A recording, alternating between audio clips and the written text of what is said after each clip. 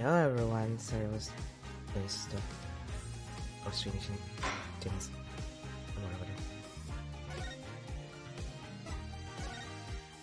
Alright, we're in the middle of this. Oh, I forgot. Sorry, I'm I'm fixing my chair. Like it's a back pain. Like I had my X-ray yesterday. It's This is a back pain. We're trapped in the back pain cycle of like, oh hey, it doesn't hurt that much. Maybe I don't need. No, you need it. It's gonna hurt later. You know what I mean?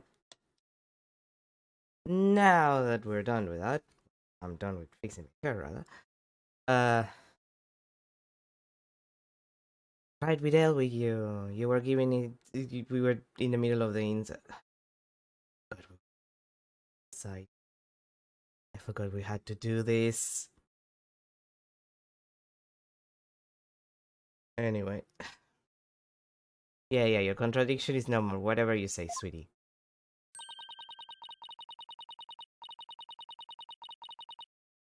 But the truth of the matter stands no matter how stubbornly you deny it. What do you mean? What do you have to say for yourself now, Mr. Wright? Yeah. Nick? Your Majesty, this lawyer may have raised a trivial objection, but Her Benevolence's insights have no further inequities of any kind. Really? Really, you think...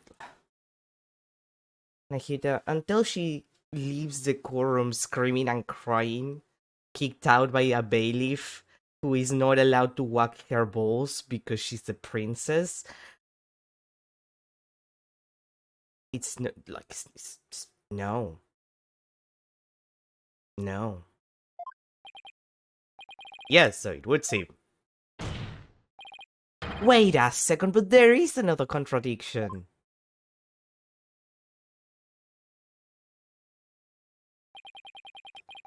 Still you flounder about, wretched beast.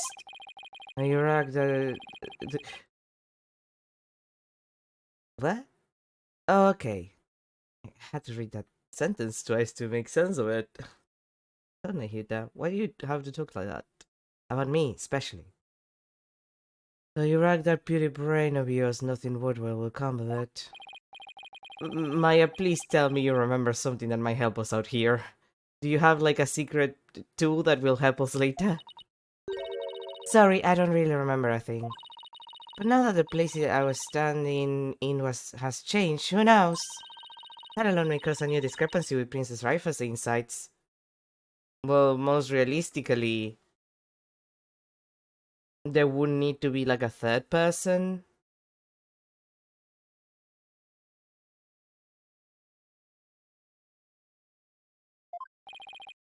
That's right. Now we now know that Maya was standing in the spring. A major change like that could very well produce a contradiction. I should take another look at the inner sanctum diagram in the core record. Well, if the game tells me to. Well, there's the broken lantern.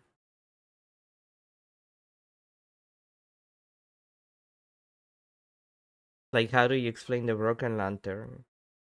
Something had to, like, damage it, I assume, because it's, like, a new development. So there might have been someone either here or like, something here. Like, there would need to be a third person, I think. I think that's the thing here. I'll confirm where Maya and Abbott in me were standing. And then focus on finding any discrepancies between their positions on the insides. Like, that's the main discrepancy, like, this entire thing makes no sense.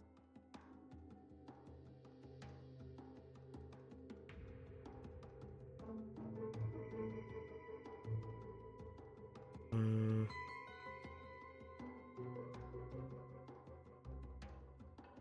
Hmm.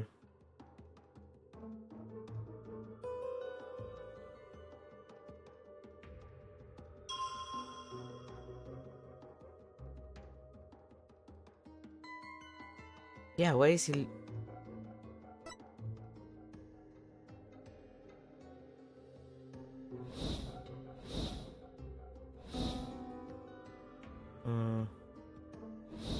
I need to see the second panel again.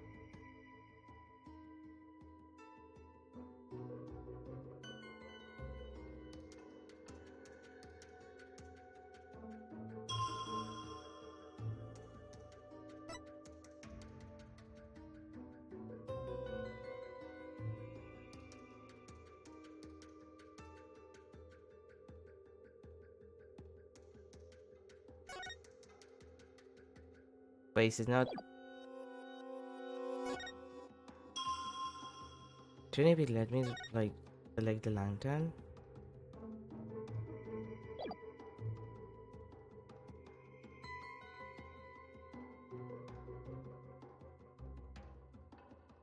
Oh wait, actually.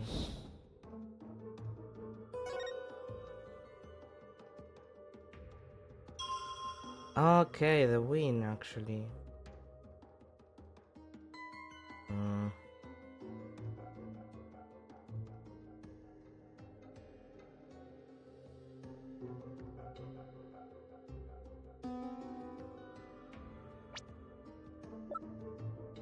Am I insane?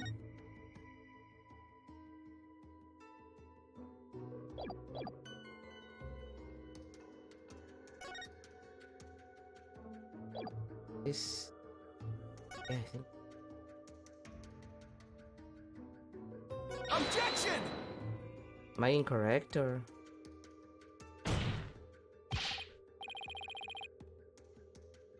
Yeah, I'm incorrect, but like.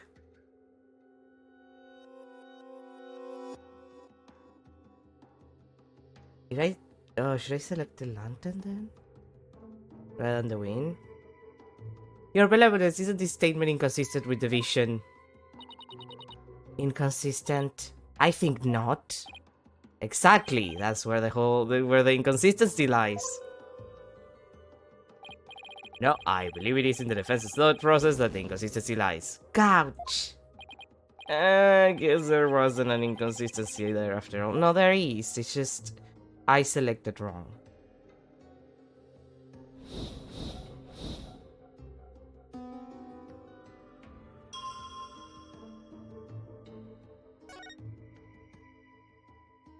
Like, shouldn't it allow me to select like the?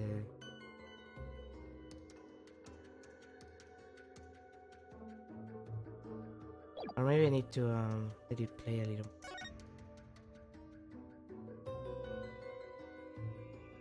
No.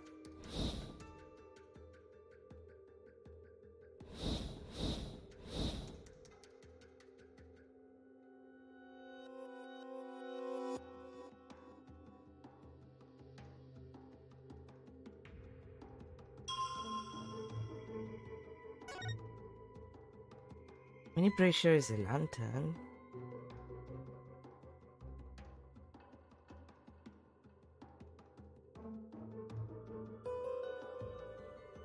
Objection!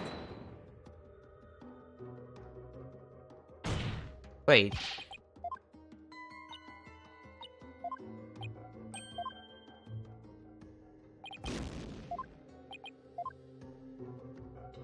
I don't.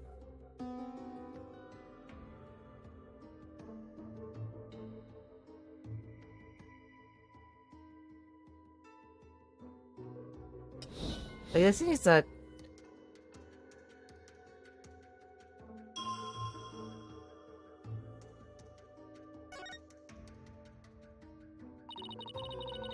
you look like you're having a tough time, Nick. Yeah, because it's not letting me select the lantern when I think that that's the solution. Like, there's the fact that the lantern is broken and you can see the win, and it's like... I want to point that out. Yeah, because I can't find any contradictions.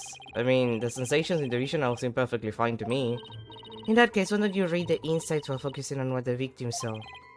Of course, his sense of sight. Time to go over those insights again.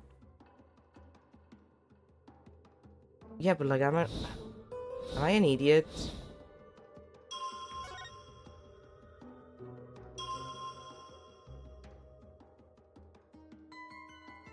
Like, am I stupid? Like, is this? Like, I'm pretty sure it's the lantern, but like, I feel like I'm being stupid. Like,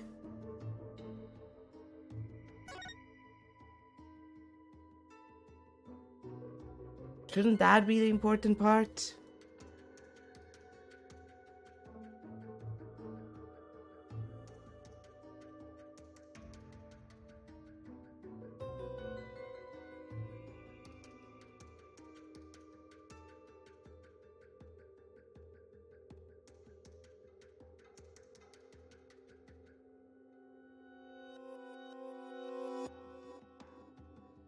Hmm.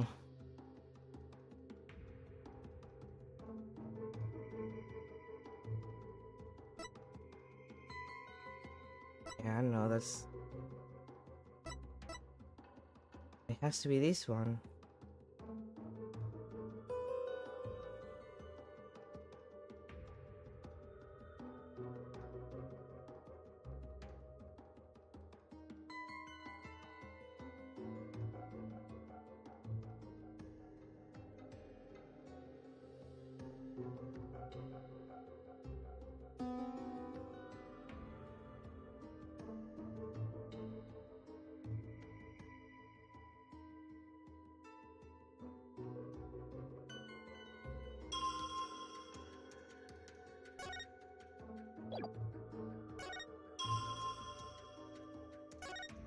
Please.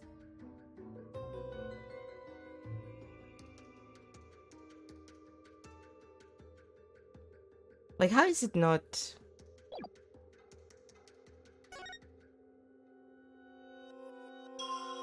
I mean, if I do that...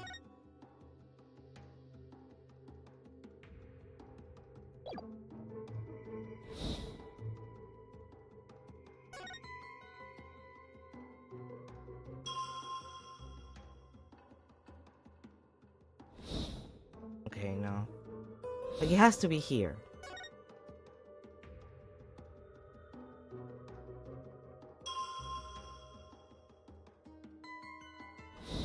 Maybe slightly...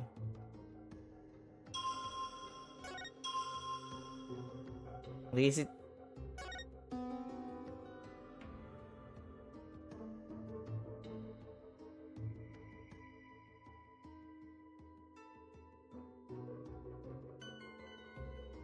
Like, the thing is that I would need to present...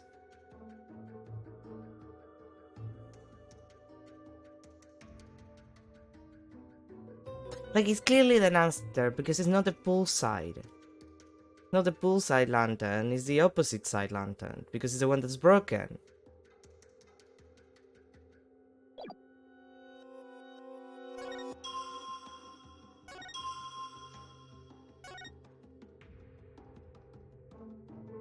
But like, if I choose the sound, it doesn't do anything. If I choose the side, it's like it's not taking it.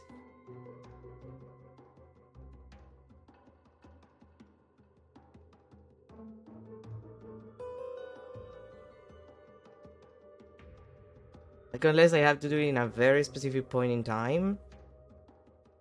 Like, am I insane? Is that not what I'm supposed to do? Like, I feel like an idiot. Like, you can see the flame is flickering right there.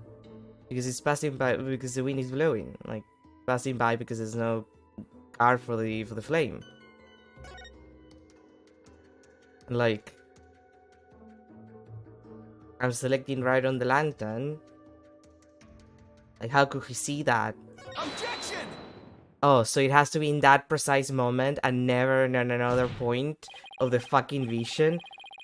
I kinda hate that. That's bullshit. Like, that's stupid. Like, I did it 2 times with the wind there and it was wrong and this is fine? That's unfairly finicky.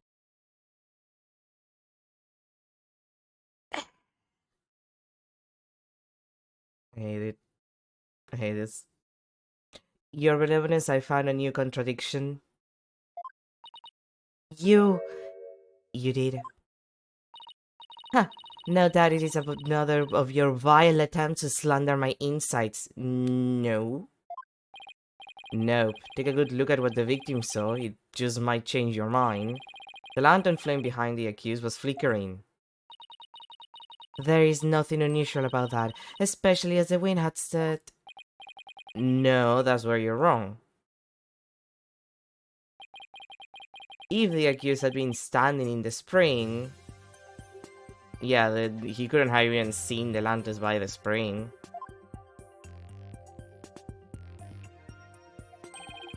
Then what you see here should be one of the lanterns flanking the statue. I fail to see your point. My point is, something is wrong here. The two lanterns flanking the statue were both outfitted with glass wind guards. So neither lantern's flame should have been flickering in the wind in the first place.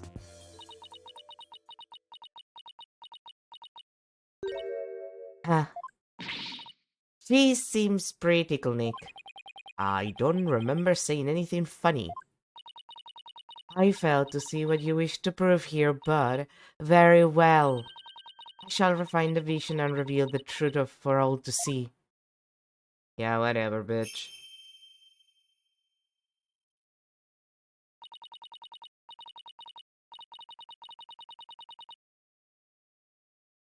Oh, bless me, Tama. I beseech you. Fix your sight upon the lantern there. Yeah, you're gonna show me the random lantern.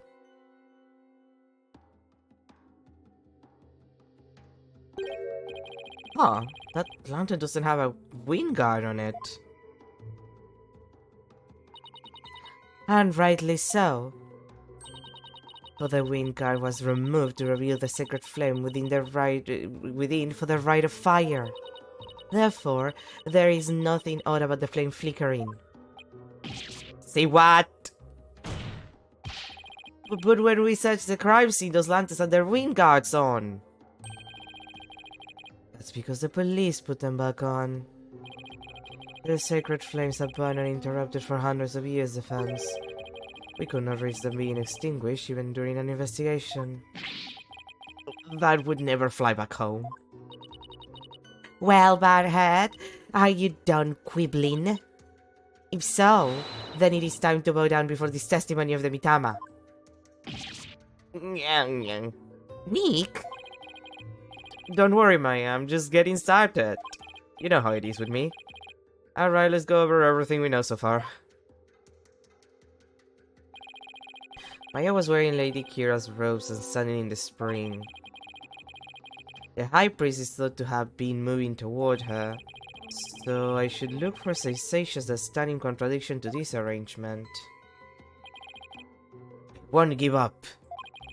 I'm going to find a contradiction that will undermine the accusation against Maya. Are you though?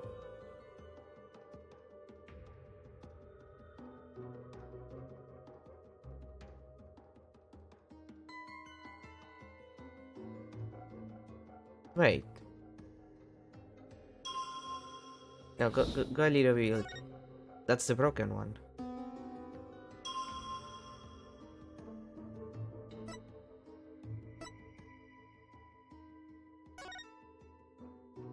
Yeah, that's the broken lantern.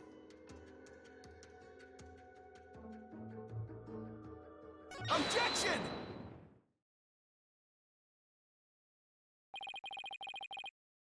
What could this possibly mean?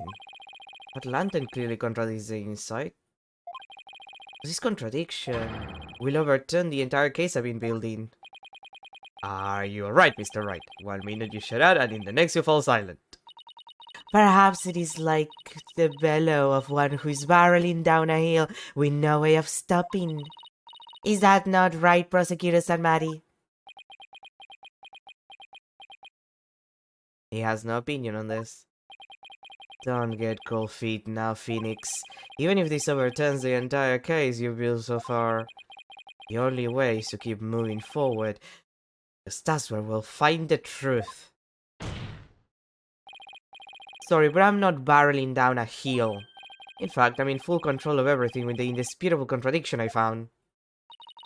Is that so? The lantern behind the accused clearly, no, blatantly contradicts your insight. Does it now?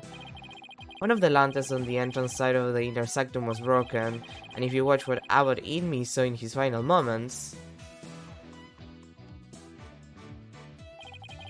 you will notice that the lantern behind the praying form of Miss Faye is broken. The lantern behind Lady Kira, however, is still intact. In short, we are seeing two different lanterns in the sun's vision. How could this be? And even if it were so, how would that contradict my insights? He is a child, and I'm gonna chuck her out a window. Let me start by saying the claim I'm about to raise will overturn the case I've built thus far. Will the defense please explain himself? Based on the broken lantern, we can tell... well, the positions... where the accused and the victim were standing. Did you not finish asserting that the accused was standing somewhere else?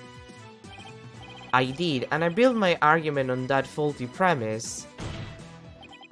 But thankfully, it has led us here. To the actual spot where Maya Fey was standing.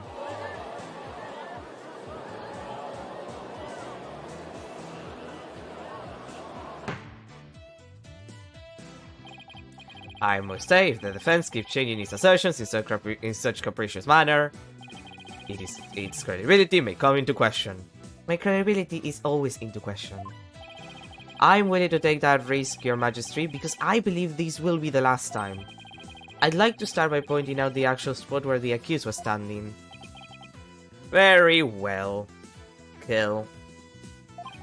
Shows whether you now believe the accused was actually standing. Based on the location of the broken lantern, where was Maya really standing? Well... here, so... Oh, I get it. Like, I was thinking that maybe there was someone behind Maya, and that would explain, like, the broken lantern, like, it was broken by someone behind them. You know, coming in, looking around, finding out. But no, it makes sense, like...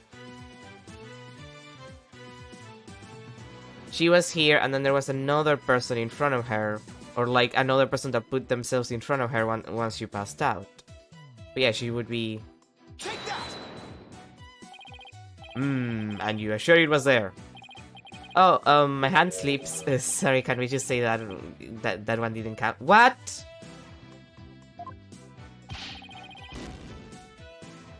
Counting such matches for gaffes is my job, Mr. Wright. What? Excuse me? Well, it was worth a try. You know, just in case I'm gonna... No, not that one. I'm gonna save. Just in case that I get screwed. Because, like, what do you mean that's not correct? Yeah, no, I know. Oh, Holy Mother Karen, Mr. Wright, you remind us yet again why lawyers are reviled. This time, see that you point out where the accused was really standing. Yeah, and, like, was that not the right place between the two lanterns where she was at? Like... isn't this the correct location? She is exactly between, like, you know, these two lanterns. Take that! I wasn't thinking straight, thank you. So it's very finicky on, like, what's acceptable when it comes to, like, pointing stuff, it feels, than other games. Which, if you ask me, is kinda shit. I wasn't thinking straight before, but it's now all falling into place. We know the victim has stepped into the spring. That means Maya Fey had to have been standing in the water as he approached. However, his memory, which has only now become clear, reveals that Miss Fey was standing by the side of the broken lantern. In other words,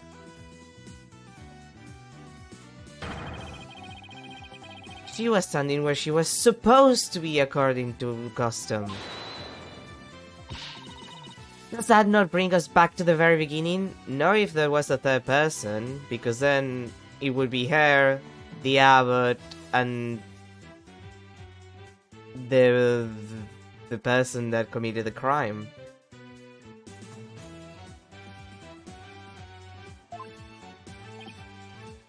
No, this is where things take a different turn, and I mean that literally.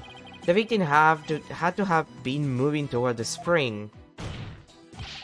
That means that while he was moving, he had his back turned towards the accused.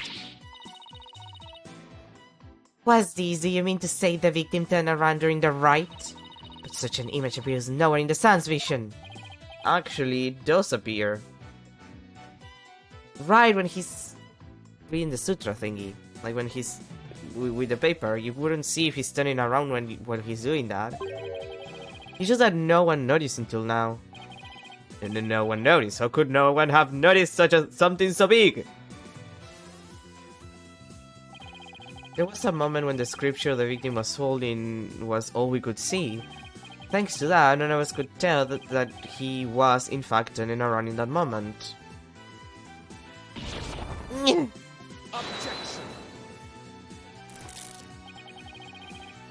If it is as the defense asserts, then her benevolence's insects no longer make sense. How do you intend to explain that? Objection. I don't need to explain anything because it's just as you said, Prosecutor Zanmari. Her benevolence's insects don't make any sense because they contain a huge error. Such insolence!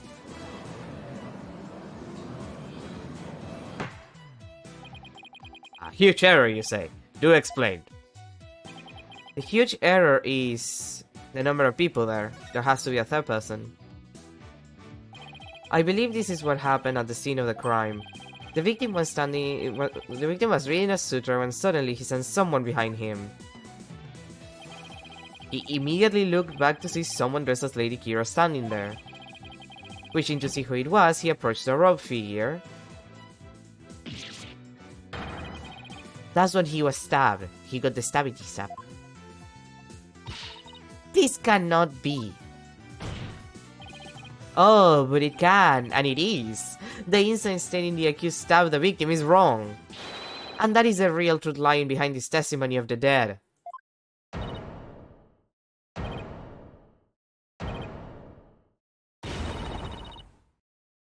Yeah, you scream whatever you want, sweetie. But also, someone called the bailiff and get her kicked out. Are you suggesting that there was someone else at the scene of the crime? Yes, that's what we said. Have I misunderstood? The voice of the Mitama yet again. This cannot be. Boop. Ugh, that was a close one. Girl, you're 14. You don't even understand like what you're doing with your life. God forbid you understand the last memories of a dead person. But I managed to divine the true meaning behind the sun's vision somehow. I should add these new facts to the core record. Well. Your benevolence, please allow me to take it from here. I will overturn the barrage accusations of this faithless, spirit-minded lawyer. Yes, I shall place my trust in you. Well, at least she's sad. I like when she's having a bad time. Because she annoys me. Are you sure about this, Prosecutor Zanmari? My work as an international prosecutor has taken me to courtrooms around the world. And in that time I have learned to perform last rites for souls in trials like Inasan's. Yes, of course, forgive my ludicrous inquiry. Moreover, I have with me a forensic investigator from overseas. I will show you all the most magnificent last rites ever seen. I guess he really does think highly of Emma and her forensic expertise. I mean, yes, but he's also being kind of a dick to her. I'm impressed that he's come to understand their value. Then again, he is an international prosecutor who solves tough cases around the world. Time to hunker down, huh? Now then, let us continue with today's proceedings. Would the defense please tell us who the third party dressed as Lady Kira was? The new claim has negated the insights of the royal priestess, so I trust you have some evidence to support it, correct? Yes, of course. This is a third party. This third party must have really wanted to kill the high priest. I might be able to identify who it was if I had evidence of their murderous intent. Well, we're waiting, Mr. Wright. The evidence that can reveal the identity of the third party is this. That would be the warning. Take that!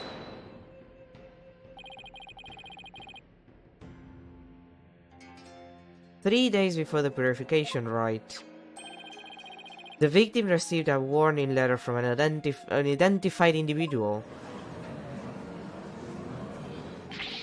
Indeed. Whoever sent it clearly meant to threaten the High Priest. The letter said, "Do not perform the rite." But the rite went on as scheduled. I believe that is why the High Priest was murdered. Who do you suppose sent that letter? A person with something to hide. The rebel hunter disguised as Lady Kira herself.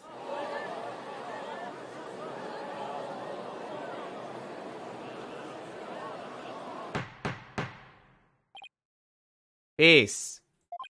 I don't understand. I had heard the Lady Kira that has been in the news and of late only hunted rebels. So why would she have killed the High Priest?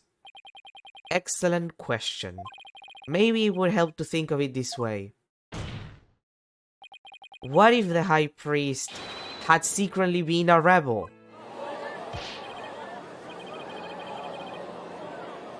I mean, he's a High Priest, not like incapable of fault. The High Priest, a devout follower of Karanism, a rebel. Do you even comprehend the blasphemy of which you speak? Well, do you? I too found it hard to believe at first. But as I continued my investigation, it's starting to become more and more plausible. The third party was the rebel hunter Lady Kira, and the High Priest was a rebel. Your mockery of Kuranism, no. Of the kingdom of Kurain itself knows no bounds. Whoops!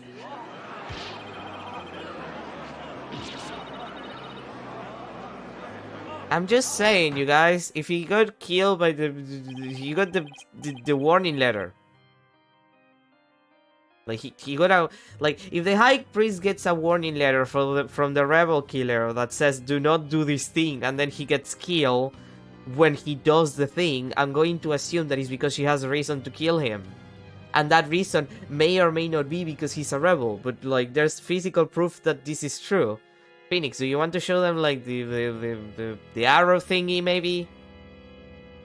As a faithful Kurainist, I take issue with these claims, and I am loath to admit them in today's proceedings. I don't like where this is going. The defense's claims are but vile blasphemy tantamount to spitting on the Holy Mother. Is it really that big of a deal, Maya? Abbot Inmi was a distinguished monk and very well respected too, so yeah. Please don't let this turn into an international incident. No, Phoenix, that's usually what happened with Edward, not with you. But fear not, good people of Karain. The rant is of this putrid vain lawyer who seeks to sully the soul of the deceased. It shall come to no avail once I conclude these last rites. The prosecution's assertion that the accused killed the victim remains unchanged. But the victim was stabbed in his abdomen! How is that possible when he had his back turned towards Miss Faye? Someone else must have killed him! Are you sure about that? You may have invalidated the sounds, but do not let it go to your putrid head. The karmic flow of this trial is as yet still in my hands. How can he be so confident? Something has occurred to me, you see. And your allegations of a third party are but a deluded fantasy. And I shall prove that by calling a new witness to the stand. An eyewitness who will deliver a definitive answer that will dispel the defense's doubts. An eyewitness? Very well, let us call this eyewitness to the stand. Oh boy. Oh god, is it that guy with the beard and the goggles and the face? Is that guy? It's him again! Well now, he has to be the shaggiest witness I have ever laid my eyes upon. Please state your name and occupation. Oh, I'm, that's so-and-so, whatchamacallit.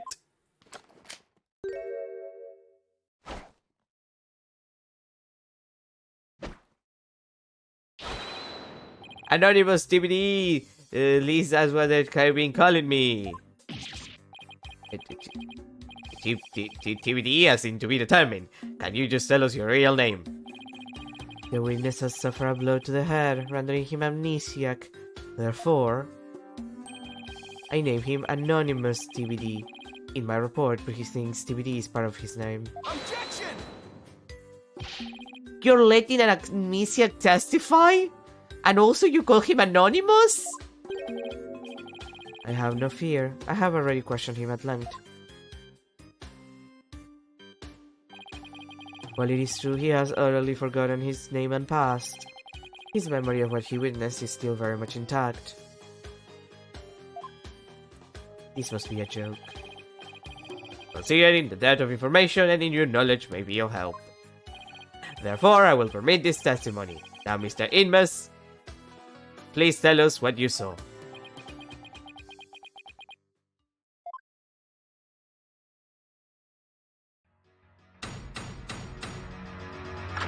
I have the feeling he did it. That night, I was up at the top of Mount Pony Pony, the mountain next to the inner sanctum. I hate crowds, so I climbed up there to pray in peace. I know it's a no-no, but since there was no one around, I used my binoculars to spy on the right of the inner sanctum. That's when I saw the accused. Stab the high priest with a dagger! There's no way you saw Miss Faye stab the victim with a dagger. I swear I don't know what he's talking about, or don't remember at any rate. Mount Pony Pony, the beautiful mountain that is also known as the Little Sanctum. You must be talking about the smaller mountain from the poster. Mr. Amos, I was wondering, what can I do for ya? The inner sanctum lies at a high elevation where clouds and fog can obscure the view. Are you sure you were able to see what happened from the mountaintop next to it? Good point. His Majesty raises an excellent question. Well, Mr. Amos? On the day of the ride, there wasn't a cloud in the sky. I had a perfect view. If you don't believe me, check the weather forecast in the paper that day. Nick, don't we have the newspaper for that day? Yeah, let's take a look. He does say calm clear skies, doesn't it? Well, that doesn't mean anything. Sí, todavía so.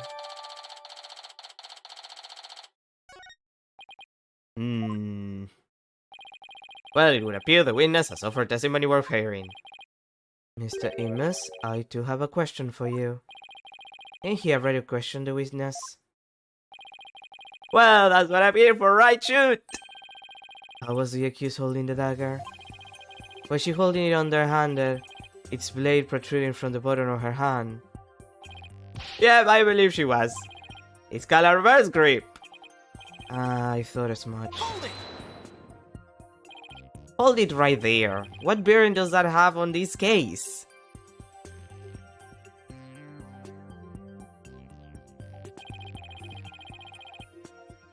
Cease your interruptions, you putrid-headed lawyer. Do you not see the significance in how the blade was held? Why don't you enlighten me, oh enlightened one?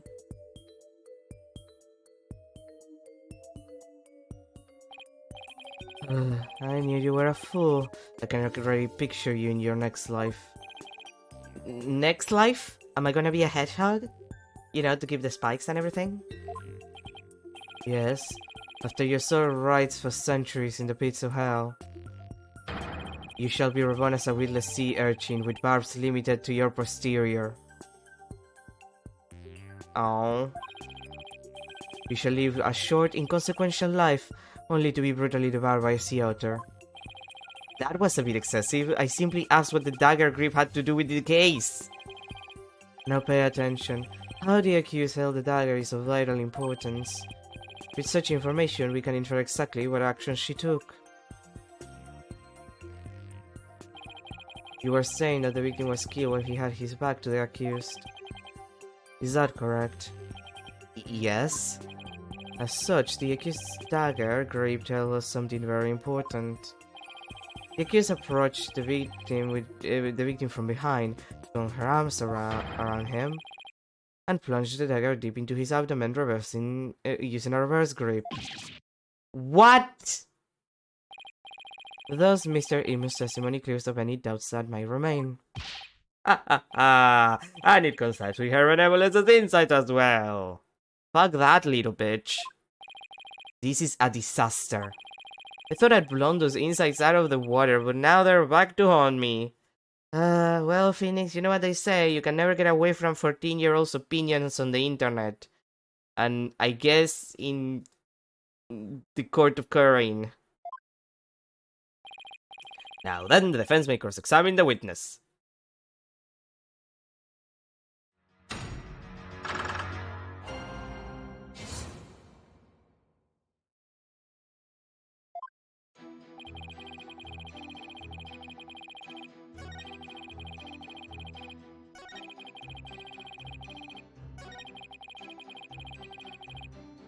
Okay, but,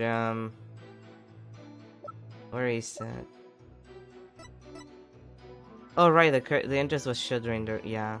Objection! He couldn't have seen shit. Your Majesty, I had my doubts about this bushy-bearded witness, but now I know we can trust him. What? You ain't just judging me solely on my bodacious beard, are ya? Not at all, Mr. Emus. I'm judging you on your name. Like, that's why I'm mainly judging you. It's much more than your sketchy appearance. It's your sketchy testimony. His testimony, you say? Yes, recall how the inner sanctum was that day? Specifically, that it was completely enclosed by the ritual curtain. Why, yes, I believe you're right. The curtain would have completely blocked the witness's view from Mount Panipani. Therefore, he couldn't possibly have seen the murder happen. Oh ha! Mr. Emus, have you been knowingly making false statements to this court? Well, yeah.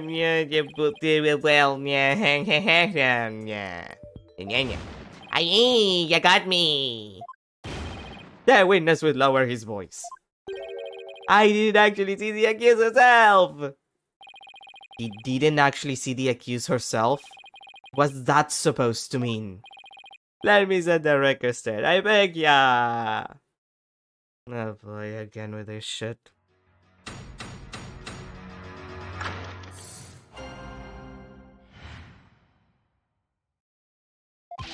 I saw the shadowy silhouettes projected against the ritual curtain. The figures were created by the light of the full moon and the clear and still night. She was just a shadow, but I could tell it was the accused reverse gripping the dagger. Shadows? That's what you saw? That's right. I could see what was going on by the shadows projected onto the ritual curtain. In the future, Mr. Imus, I would rather you offer a accurate testimony from the start. Forgive me, my main man, Mr. Majesty, chalk it up to my fuzzy memory. Though he saw but shadows, it is still valuable testimony. You have to be kidding me. What are we going to do now, Nick?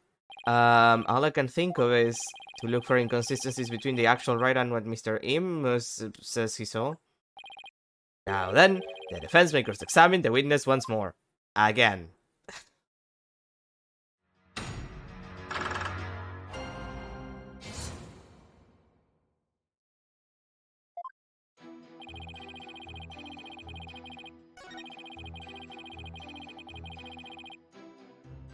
Wait.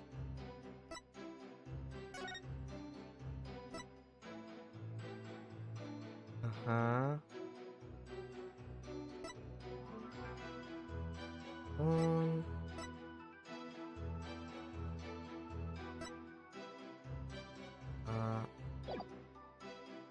Objection! Okay. You saw silhouettes projected by the moonlight. Sorry, but that's just not possible. What do you mean? Oh, it's not impossible that it was totally possible. That's impossible! I think I'm going to need a logically translation on that. Let's take a look at these right skies, shall we, Mr. Imus? The ride is held when the moon is directly over the summit of Mount Pony Pony. So if the moon was shining from the west, any shadows would have been cast eastward. But Mr. Emos was standing to the west of the inner sanctum of Mount Pony Pony. Oh, holy mother. That's right. Our witness here couldn't have seen any shadowy figures on that curtain. No. No way! Perhaps it was the secret flames of the lanterns that cast the shadows he saw. I'm afraid not. I inspected them during my investigation, but the flames were too small to cast the crisp, distinct figures Mr. Emos claims to have seen. Yeah, I was gonna say, like, they probably would cast a shadow, but it wouldn't be super detailed. You could probably just have, like, a general idea. But I didn't see two silhouettes, really! But how could he, Nick? Maybe he was someplace where they were visible? Wait, don't tell me. Your Majesty, if Mr. Emos really did see those shadows, it brings a brand new fact to light. And that would be? The brand new fact that comes to light if Mr. Emos really did see those shadows is he was somewhere else. He wasn't where he claimed to be at the time of the murder. Oh, then where do you propose the witness was? Someplace where he could have seen the shadow figures naturally. Wait, you mean... None of the mountains east of the inner sanctum are close enough for a good view. That leaves only one place he could have clearly seen the shadows from. And where would that be? This is where Mr. Emos was at the time of the murder. He was at the inner sanctum, clearly. Mr. Emos was at the inner sanctum just outside the curtain on the east side. That's the only place which he could have seen the shadowy figures. Hoo-ha! Really? Wow, I didn't even think of that. But wasn't the inner sanctum off limits to all of but the victim and the accused? And the third party who was there, you mean? I get the feeling that's a subject prosecutors and Maddie would rather not touch right now. He's upsetty. Ah, you mean... That's right, this witness was at the scene of the crime, which means he is the mysterious third party we saw during the divination songs. He could be the one who dressed as Lady Kira and killed the High Priest. Cookie! What? Objection. No one but the two participants were allowed anywhere near the inner sanctum. And the only way up there are the stairs that start down at the Plaza of Devotion. So tell me, how do you propose the witness enter the secret space? Oh, he must have, I haven't thought that far ahead. The sanctum has sheer cliffs on 3 sides and a steep towering rock face on the other. No one could have made it there by climbing the face of those cliffs. His Majesty speaks true. To say Mr. Emos was at such an inaccessible location is but a bit to tarnish his credibility. Is that not right? Right! I wasn't at the inner sanctum! No sir, no how! At least I'm pretty sure I wasn't. Then what about those silhouettes you claim to have seen? I'm starting to think I've been imagining things! What? This is insane! What do you mean you couldn't trust me? This guy is lying! In the witness stand! Peace, peace, I say. This is impossible. Unless I can show how he got to the inner sanctum, it just looks like I'm trying to slander Mr. Emos. I believe in you, Nick, and your ability to slander people. Rah rah, sis bomba, fight, fight, Phoenix Wright.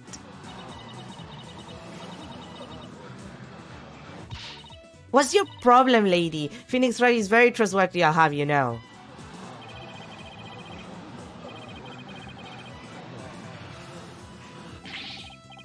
Please, Maya, you're only making it worse. I appreciate the vote of confidence, but it's probably best to keep it to yourself for now. I would advise the defense to think carefully before making any more sudden outbursts. Yes, your majesty. If I wasn't the bad guy before, I definitely am now.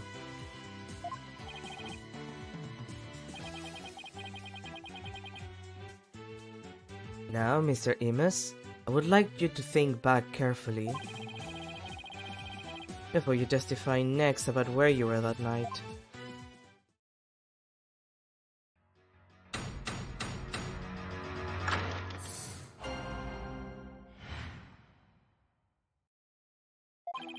I was never at the exam, then I tell ya. That much I'm sure of, even with the fuzzy memory.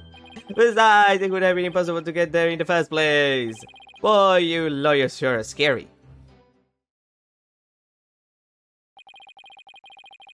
I guess it might have been impossible for him to get to the inner sanctum like he claims, but... Now will you desist in trying to frame this innocent witness? Yeah, I'd like to see you explain how he got there. Right, I forgot, I'm not reading those assholes. They piss me off.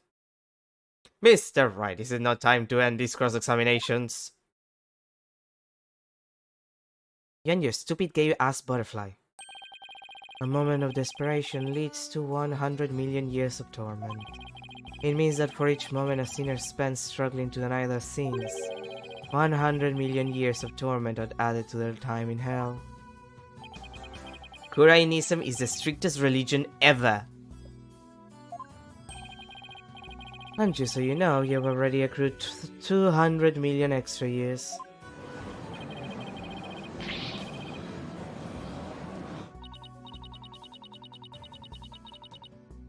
Sure, what's another 200 million give or take?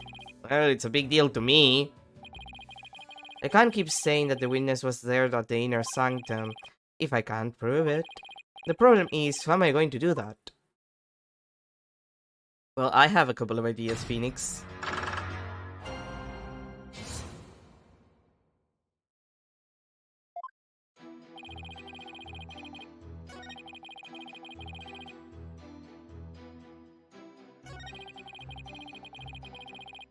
Hold it! I wonder if it really was impossible for you to get to the inner sanctum. If you have something to say, just say it. Couldn't there have been another way to get there? A way that wouldn't attract attention? No, there isn't. Which means there is. Perhaps the defense would share this theory with us. I don't even have a wild guess, let alone a theory though. Time to reach into my bag of bluffs. Reach the inner sanctum without attracting any attention. Well, we know that a convict escaped from a prison that is higher up in the mountain. So I propose this thing.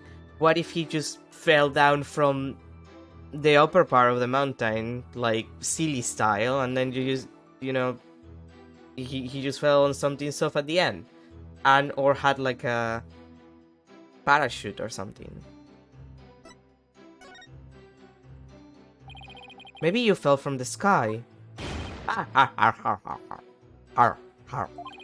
The lawyer thinks he's a comedian now. I was wondering what crazy theory you would propose next. Well, defense, let's hear it. Mr. Imus could have, parachuted down. We already know the weather was clear and there was no wind to speak of. Perfect weather for skydiving, I'd say.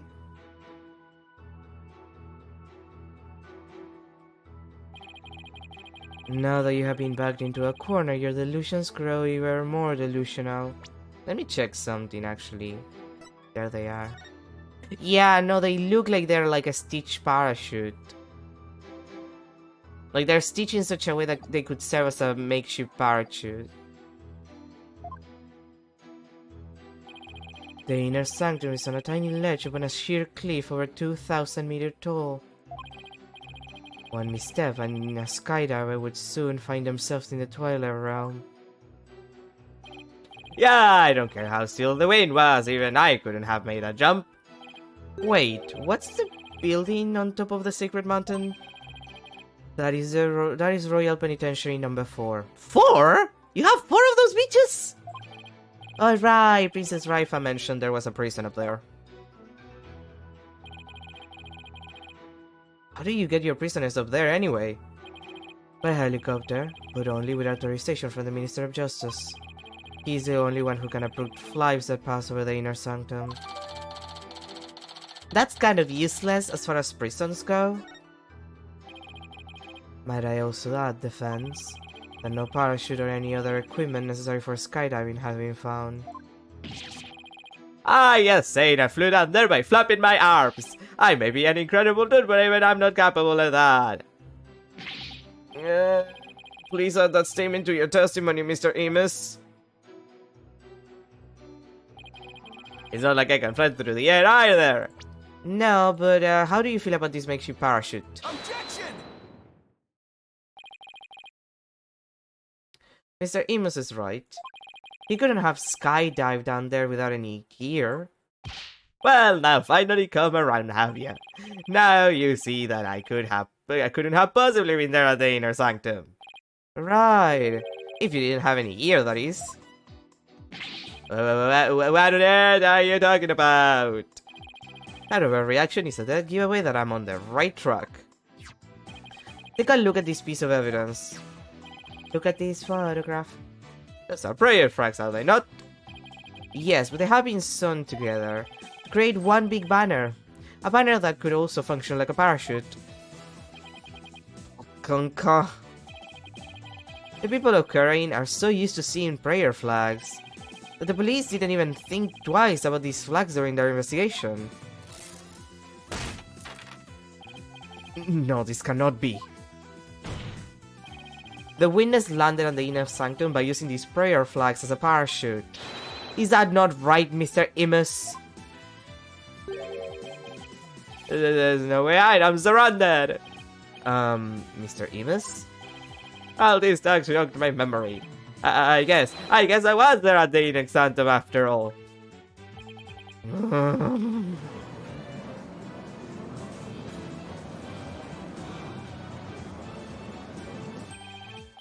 I suspected there were 3 people there that night. Also, can I point out that he has like the same kind of like slightly curved dagger that was probably used to kill the victim? Just saying. You did it, Nick. You weren't wrong after all. Thanks. Mr. Amos, you were the one disguised as Lady Kira that night, weren't you? Well, no way, no. It's like this. Oh yeah, I was only there at the inner sanctum by accident. By accident. Exactly, and that thinks that a parachute is a homemade paraglider. A paraglider? Are you telling me you could fly using that patchwork mess of materials? It may not look like much, but it's as sturdy as can be. I rode the wind like an eagle, going higher and higher from my early launching point. But then something happened that forced me to land at the inner sanctum. This guy is so shitty at lying. So you just happened to land there? You expect me to believe that? Now, please calm yourself, Mr. Wright.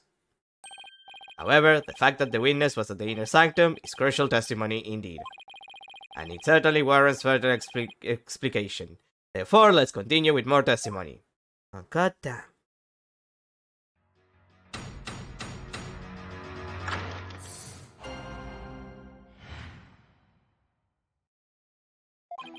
That evening, I was enjoying a trek through the sky, to the night sky with my homemade paraglider. But just as Mount Pony was very near, something terrible happened. An accident forced me to make an emergency landing at the inner sanctum. As I landed, I banged my head, causing me to lose my memory. As you see, I ended up at the inner sanctum purely by accident. Wait.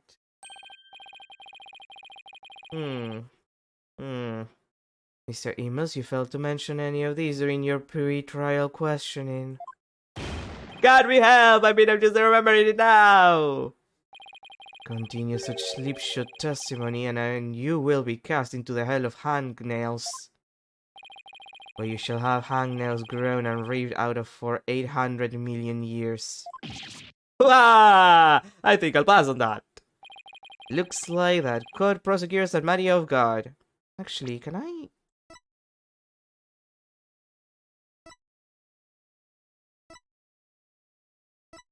No. Like, is this guy...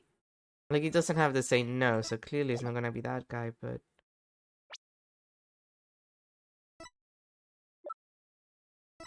Wait. Can I not... I hate that I only can see the image right there. Yeah, it's the same shape of nose. Yeah, it's the same shape. Like, the nose is the same. It might be that guy. It might be the guy on the wanted posters. This is my chance to rip his case to shreds. Kick his ass.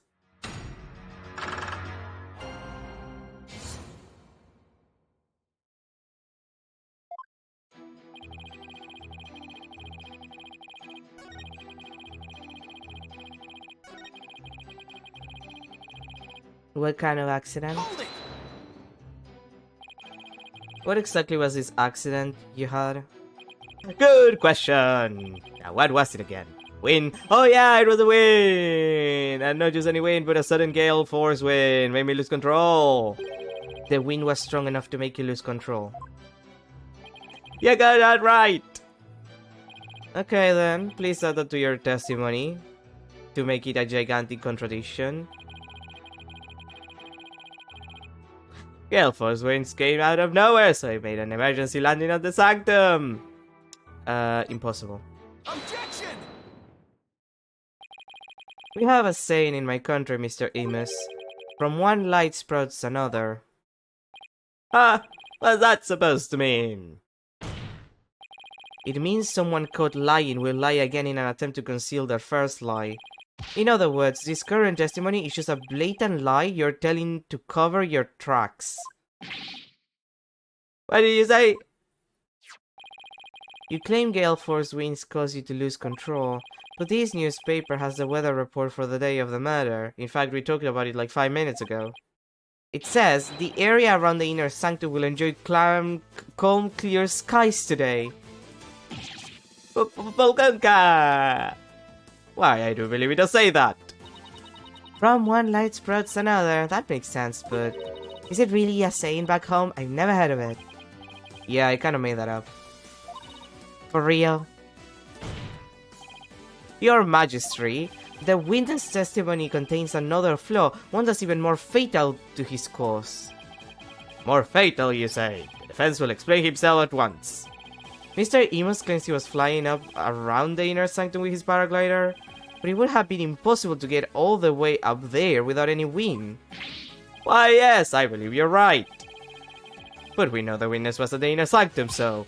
Mr. Amos, how did you get there, and from where?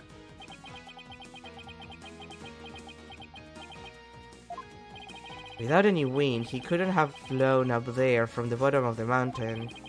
By process of elimination, the only starting point that makes any sense is...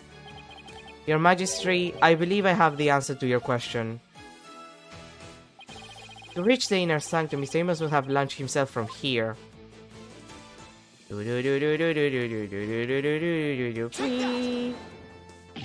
Hoo-ha! Are you insane? That's where he came from? If he couldn't have come from below, the only other option is from above. You see, Anon Amos came down from Royal Penitentiary 4. From there, he could have easily reached the inner sanctum by parachute. And that means he might have also killed the High Priest. What? Mr. Amos, were you the third party at the inner sanctum? And the one behind the warning to hold the right that the victim received? Was it you we saw in his final memory? Are you the rebel hunter, Lady Kira?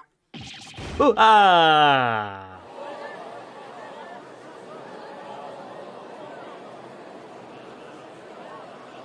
Ooh-ha. Hey, Mr. Prosecutor, sir, help me out here! No. You did it! You finally left him speechless. Ah, come on, Mr. Prosecutor Man. Quiet, you fool. You should use this time to prepare yourself for what is to come. As I say in this man's country, you have to check yourself before you wreck yourself. Or a fate far worse than hangnail hell awaits for you. I read that line like shit. Well done, defense. I must concede this point to you. It's because I'm EP. The witness did in fact descend to the inner sanctum from Royal Penitentiary 4. Huh? He didn't even put up a fight this time. That's awfully generous of him. But if you are as perceptive as you seem, then surely you've already figured out the riddle. The riddle of Anonymous' true identity. Oh, his true identity? Not sure I know quite yet, but I guess I'll have to answer with something. It would seem I am the only one still in the dark here. Will the defense care to enlighten me? Who is this man we've been calling Anonymous? The witness' true identity is... well, the only person that we could argue it is the fucking guy in the wanted poster. Is this really him? Only now do you realize the truth. Well, please do share with us your related insight. What's wrong, Nick? Why are you holding it back? Because this isn't going to be very helpful to our case. Really? Are you sure? Unfortunately, I got no other choice. That scruffy bed and shaggy mane completely threw me off. But it's all becoming clear now. The nighttime base jump from the mountaintop prison, the precision landing at the inner sanctum using only a homemade parachute.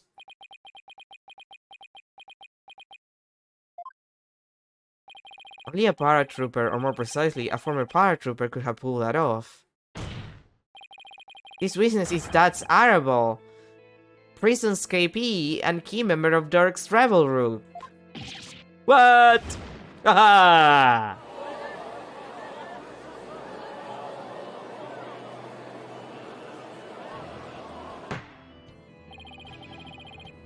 The witness is an escaped prisoner.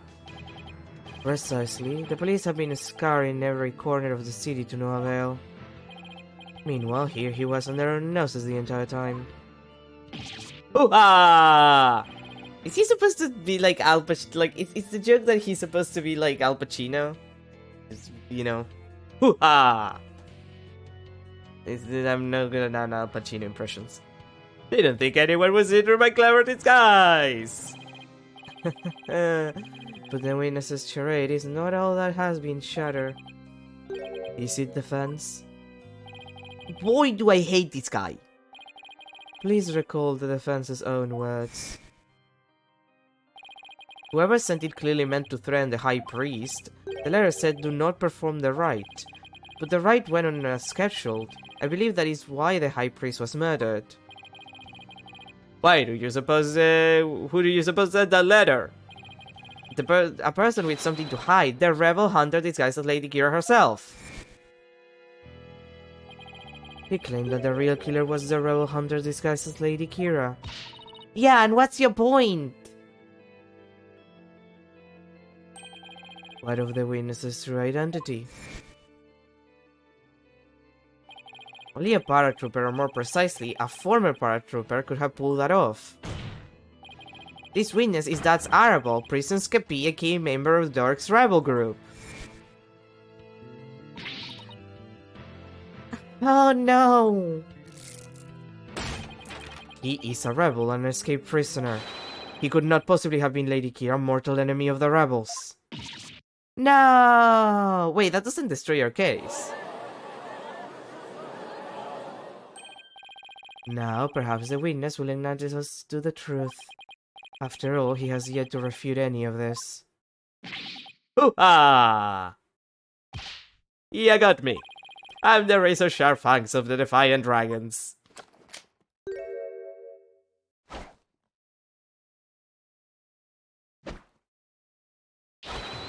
That's terrible. You could, like, shave a little bit.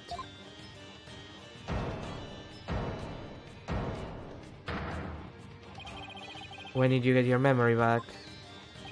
Oh, around the time you guys were talking about there being a win. But yeah, got to give me credit for making about a testimony off the top of my head. Are you prepared to tell us the truth now? Well, it's true I parachuted down to the inner sanctum, but I banged my head on impact and ended up unconscious outside the ritual curtain. In short, all my eyewitness testimony was a big fat lie. A big fat lie? Oh, and by the way, long time to see, UT. They call Nayuta UT. Wait, they know each other? Your Majesty? This filthy rebel belongs in a jail cell. Oh yes, of course. Bailiff sees him at once. Seems you really have forgotten the will of the dragon, huh, UT? But I haven't, and the dogs of the Grand Regime are gonna lay our finger on me. Alley-hoop! And he ran away.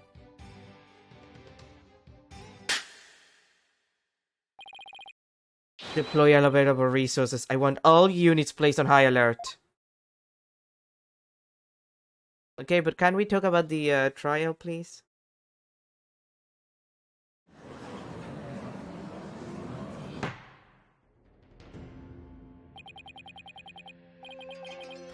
Escape prisoner escaped again. The police force has been placed on high alert. He will be caught before long. An escaped prisoner who escaped the law again after giving a ton of false testimony. Talk about a troublemaker. He really pulled a number on all of us. What was the point of all that anyway? Well, I can't help but feel that the entire episode was an enormous waste of time. Your Majesty? Perhaps it was not as great of a waste as you might believe. What makes you say that, Prosecutor Salmati? That Zaribal dropped something as he made his escape from these halls. That scrap of paper looks awfully familiar. These appear to be direct orders from Dirk. From Dirk, the rebel leader. Oh, but we only have a small corner of it. Wait, I remember now. Your Majesty, I've seen that scrap of paper before. You have? The scrap of paper that Zaribal dropped is part of this. It's bloodstained letter. Take that! And this is... Funny that the scene of the crime, it appears to be a copy of the order that Mr. Arabel dropped. If we put the two together, we should be able to read what the order says. Okay. Oh my, and just what does it say, Mr. Wright? I can't read Kuranese. Ah, Prosecutor Salmati, if you please. The ignorant lawyer has not bothered to learn our language. Very well then. Oh, come on! I was supposed to be here 2 weeks on vacation.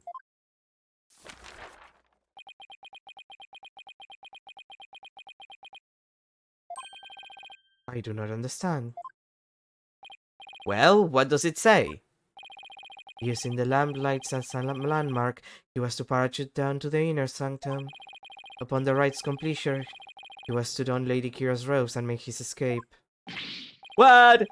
That is how he was to escape from prison. So if I were to assume that Mr. Arabal was the one who killed the High Priest, then maybe it was because Abbot in me tried to thwart his escape plan. Oh, foul lawyer, I'm afraid that is simply ludicrous. Huh? But I didn't say anything. Did he just read my mind? I know how your putrid mind works. Unfortunately for you, however, now that the rebel escape plan has been revealed, it is clear that Zaribal is not the High Priestess killer. How so? No, really, how so?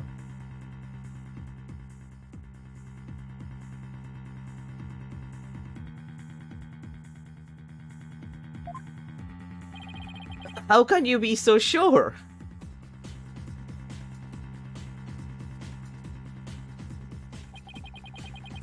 If only you would use that pretty brain of yours every once in a while. That Cyberbolt's plan could not have worked without the help of a certain individual. What do you mean? I am speaking about Inmi, of course. Had that Cyberbolt simply donned Lady Kira's robes and made his escape alone, he would have been far too conspicuous. But were he by the High Priestess' side? The faithful citizens praying in the plaza would have had no cause to suspect anything. It is, therefore, unthinkable that Cyberbolt was the High Priestess' killer.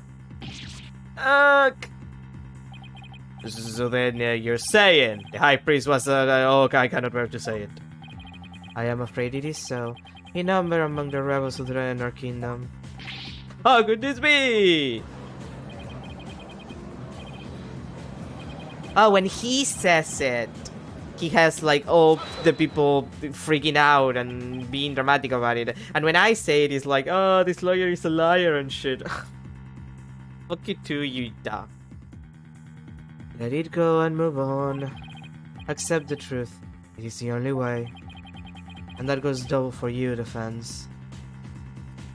This is your futile battle now. And why should I? Because I will now put the final nail in the coffin of the accused. Now that we have eliminated that Cyberbolt from our list of suspects, there is only one person that still remains. The accused, Maya Fey. Hold it right there. Aren't you forgetting something important? Something important? Please explain the fence. We can't end this trial without looking into the fact that there was a third party, yeah. I'm talking about the true identity of the Lady Kira we saw in the Sun's vision. If that wasn't that Cyberbolt, then who was it? Objection.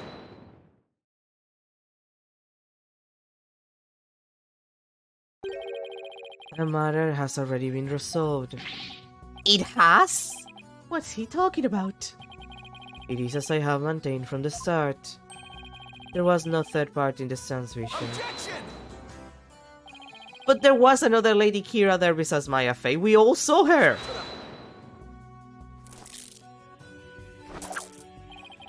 What the? I can't do my finger point! Really? You attack a man's finger pointing. And also their foreheads. This man is cruel. This fanboy is going to the corner.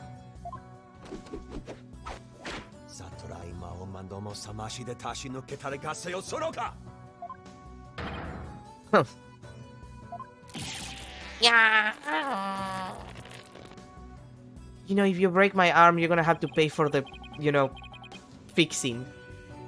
It is time to let it go and move on. Your fate has already been sealed, much like your arm. This hardly seems fair. It is quite simple once you consider where the victim and the accused were at the time. If the victim was near the spring which is back to the accused, what would he see ahead?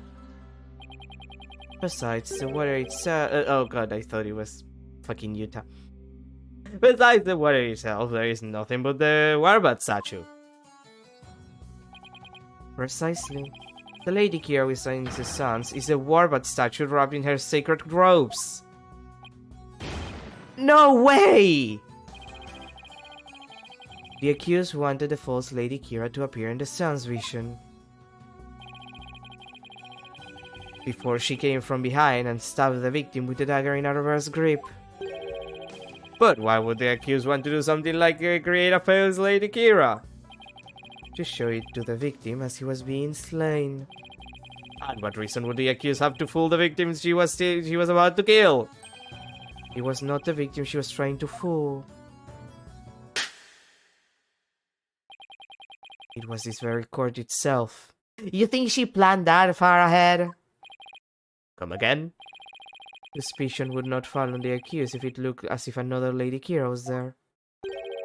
And the defense was foolish enough to fall for it and claim it was a third party in disguise. Are you saying? I am. It was a cleverly wicked scheme perpetrated by the accused.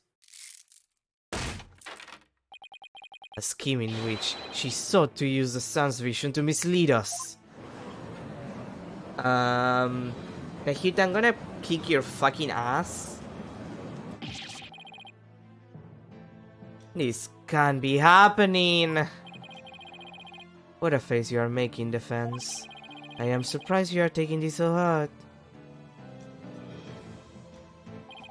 After all, did I not clearly state a while back that you were chasing after Nod with a deluded fantasy? Something has occurred to me, you see. Your allegations about the party were a deluded fantasy. You're telling me he knew this is how it would turn out all the way back then? And that he was just waiting for the most effective moment to spring it on me? Do you understand now? I have had your dancing in the palm of my hand this entire time. It can be. This is an outrage. You took a royal priestess's sacred divination, sons, and used it to commit this most foul and despicable murder. No, I didn't do anything of the sort. Maya, Meek is not true. I didn't. Objection. See this ugly display. Your fate is sealed now that the facts have been exposed. Your Majesty, the time has come to convict this criminal widow who only seeks to taint his sacred hall. Indeed. It seems his trial is over. Does the defense wish to offer up yet another counter-argument or something? The accused is not the killer. And, here's why. Now, what do? I got nothing.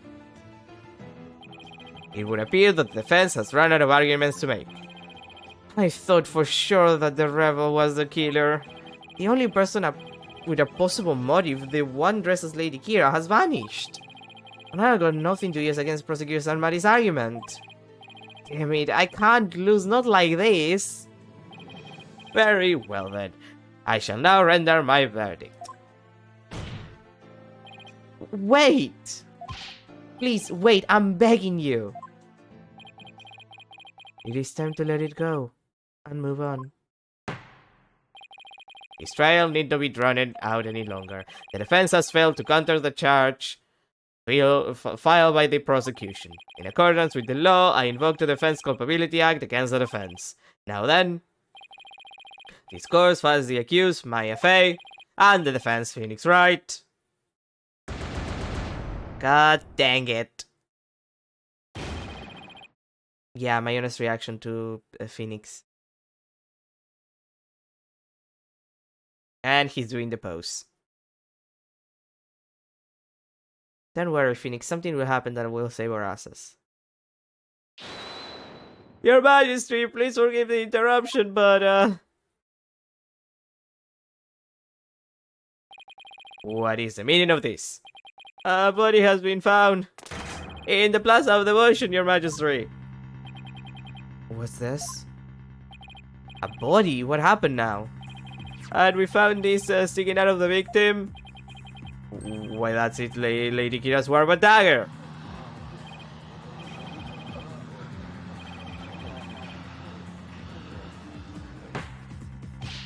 Peace! Well, it would seem the dagger that was once lost has now been found. I have one more thing to report, Prosecutor Sarmati. Yes? This dagger, it bears the fingerprints of Maya Fey on it. What? But why would Maya's prints be on it?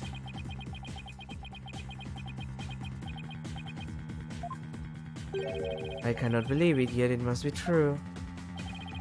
It's something the matter, Prosecutor Sadmari. This trial has run its course and the accused's guilt has been firmly established. However, it would seem the defense was right about one thing. I was? You claimed that the murder at the Inner Sanctum had been carried out by the rebel hunter masquerading as Lady Kira.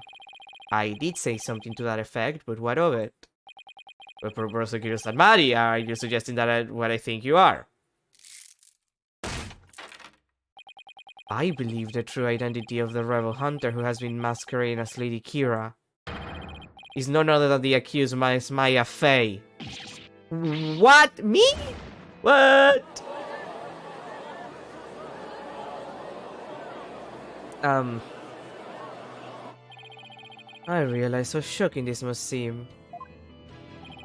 Looking back, however, I now realize there was much that pointed to this fact. The rebel hunting Lady Kira was first sighted about 2 years ago, and the accused first came to our kingdom 2 years ago as well. Why, the timing matches perfectly. I'm sorry, what? There is more. That warning letter was found in the High Priest's bedroom 3 days before the rite. Despite himself being locked up tight that night. Objection! How does that prove anything? Objection! It is difficult to believe an intruder could have found a way to enter such a secure house. However, the accused was known to come and go freely there. Mainly to prepare for the purification rite. Abarinmi was an important figure with a ton of duties, including training acolytes. He was really kind, even to a foreigner like me. He even invited me over to his house whenever I was between training sessions.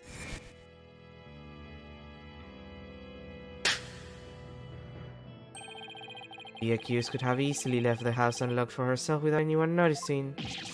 No! Well, that's a problem. If we assume that the accused was Lady Kira, that more than establishes her motive for killing the High Priest. Yes, the victim was secretly an insurgent, bent on helping that Sarabal escape after all. Precisely. That made him a target of Lady Kira's wrath.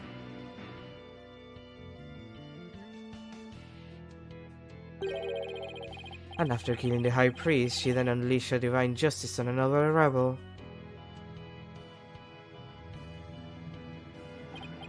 But it seems the scope of this case has expanded. We now have 2 murders perpetrated by Miss Maya Fey, masqueraded as Lady Kira. So what, are we gonna extend the trial because of that? If Miss Fey is indeed a serial killer, it would affect the severity of her punishment. In light of this, I believe the second murder must be investigated before we proceed. As you wish, Your Majesty. Maya Fey, I hereby charge you with this second murder. May your defiled soul feel the weight of your sins. A new murder charge on top of a guilty verdict. It seems the defense will live to see one more day. Talk about hanging on by a thread. Come tomorrow, a far more terrible punishment awaits you. I hereby suspend these proceedings so that the second murder may be investigated. Until the conclusion of this new investigation, this court is adjourned. Well, shit. I guess we literally got saved by another murder happening. I almost think that Nayuta wants to help. I almost feel like he actually wants to help. Like, I don't trust him because he's a pain in my ass. Just like the other little bitch there. But it feels very on the nose that it happened at the end of the trial. He's immediately like, oh, she's Lady Kira. Rather than just thinking that maybe someone stole the knife. Like, I don't know. It feels kind of weird. May 11, 1:03 p.m. Temple. What do I do now? Excellent question, Phoenix. I can't believe Maya and I were actually found guilty.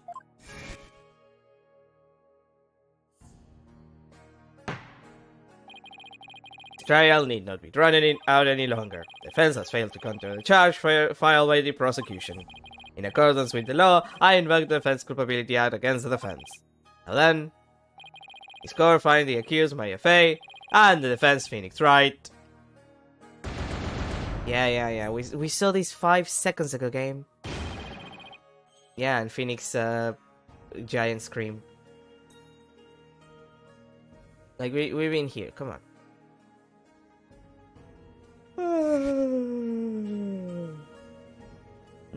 Eepy. Mr. White. Puppy. Albie. I saw the whole trial. What's going to happen to Miss Maya now? I'm worried about that too. But right now, you gotta do some investigation. I have one more thing to report, Prosecutor Somebody. Yes. This dagger, it was a figure to why I failed it. No, seriously, do we have to see the immediate flashback, like 2 seconds after it happened, like the thing? I guess it's for people who, like, you know, they play the entire case and then they save and then they don't touch the game for like a week, I suppose. But also, right now I need to focus on the next trial. Arguably, you already kind of have that with, like, well, it's not here, but like the little thing here with like the thing you have to do, so like... You murdered an evacuate salad, right? At least the jury's still out on that one, so to speak. 2 murders are most likely connected. If I can get to the bottom of Acolyte Zealot's murder, it might give me the ammunition I need to overturn Maya's guilty verdict. Let me help you investigate. I want to assist you any way I can. I appreciate it, Albie, but we're talking about a murder. If I can keep your dog on the other hand, like that would make me happy. Just bring your puppy. And I'll keep the puppy and you can go do your funnies.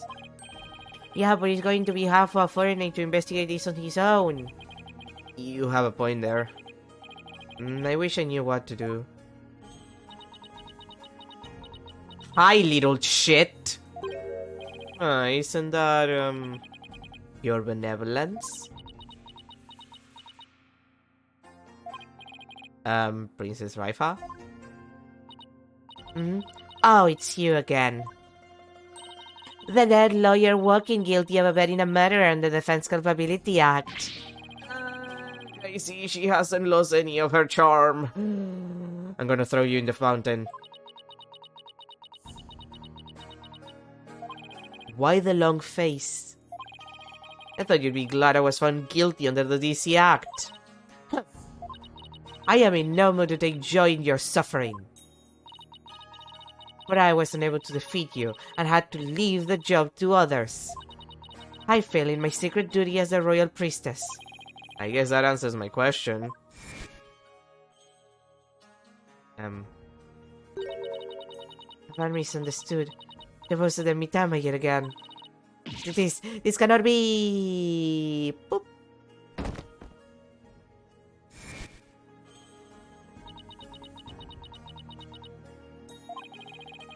I like these ones to defend my client. I can't bear to see her looking so sad like this, though. Phoenix, it's a 14-year-old.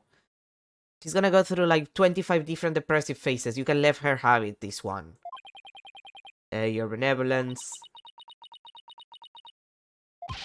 Your benevolence. Oh, Barbhead.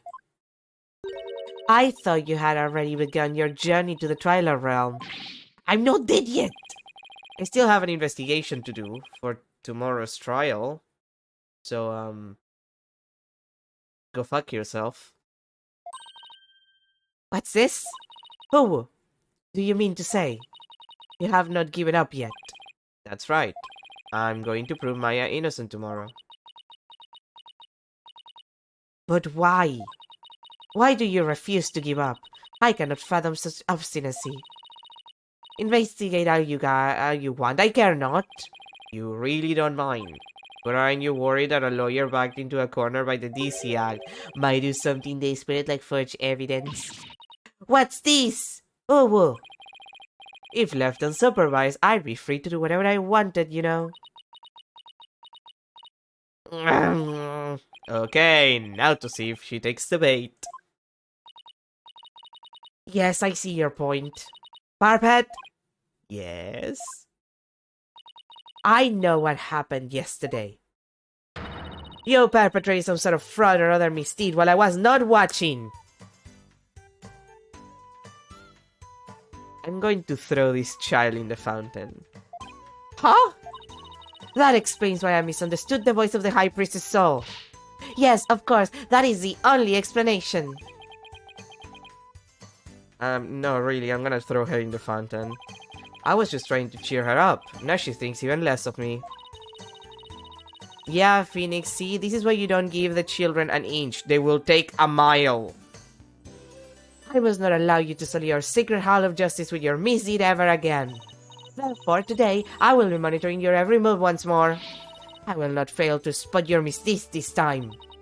The moment I see anything out of the ordinary, I will send you straight to prison. And you, boy, do not throw your lot in with this foreign evil. With your benevolence. It's okay, Albie. You don't need to worry about me. I'll be back before you know it. Take care of Shido while I'm not here. I know it's your dog, but I love him like he was my own. But first, I should probably lighten my load a bit. Albie, would you mind holding onto some evidence for me? Of course not, I'm always glad to help. Unnecessary evidence unloaded onto Albie. May the Holy Mother's blessings be upon you. Thanks, Kita. Now then, to business. The scene of the crime is the logical place to start. If I recall correctly, the body was found at the Plaza of Devotion. God, I have to deal with this shitty child again.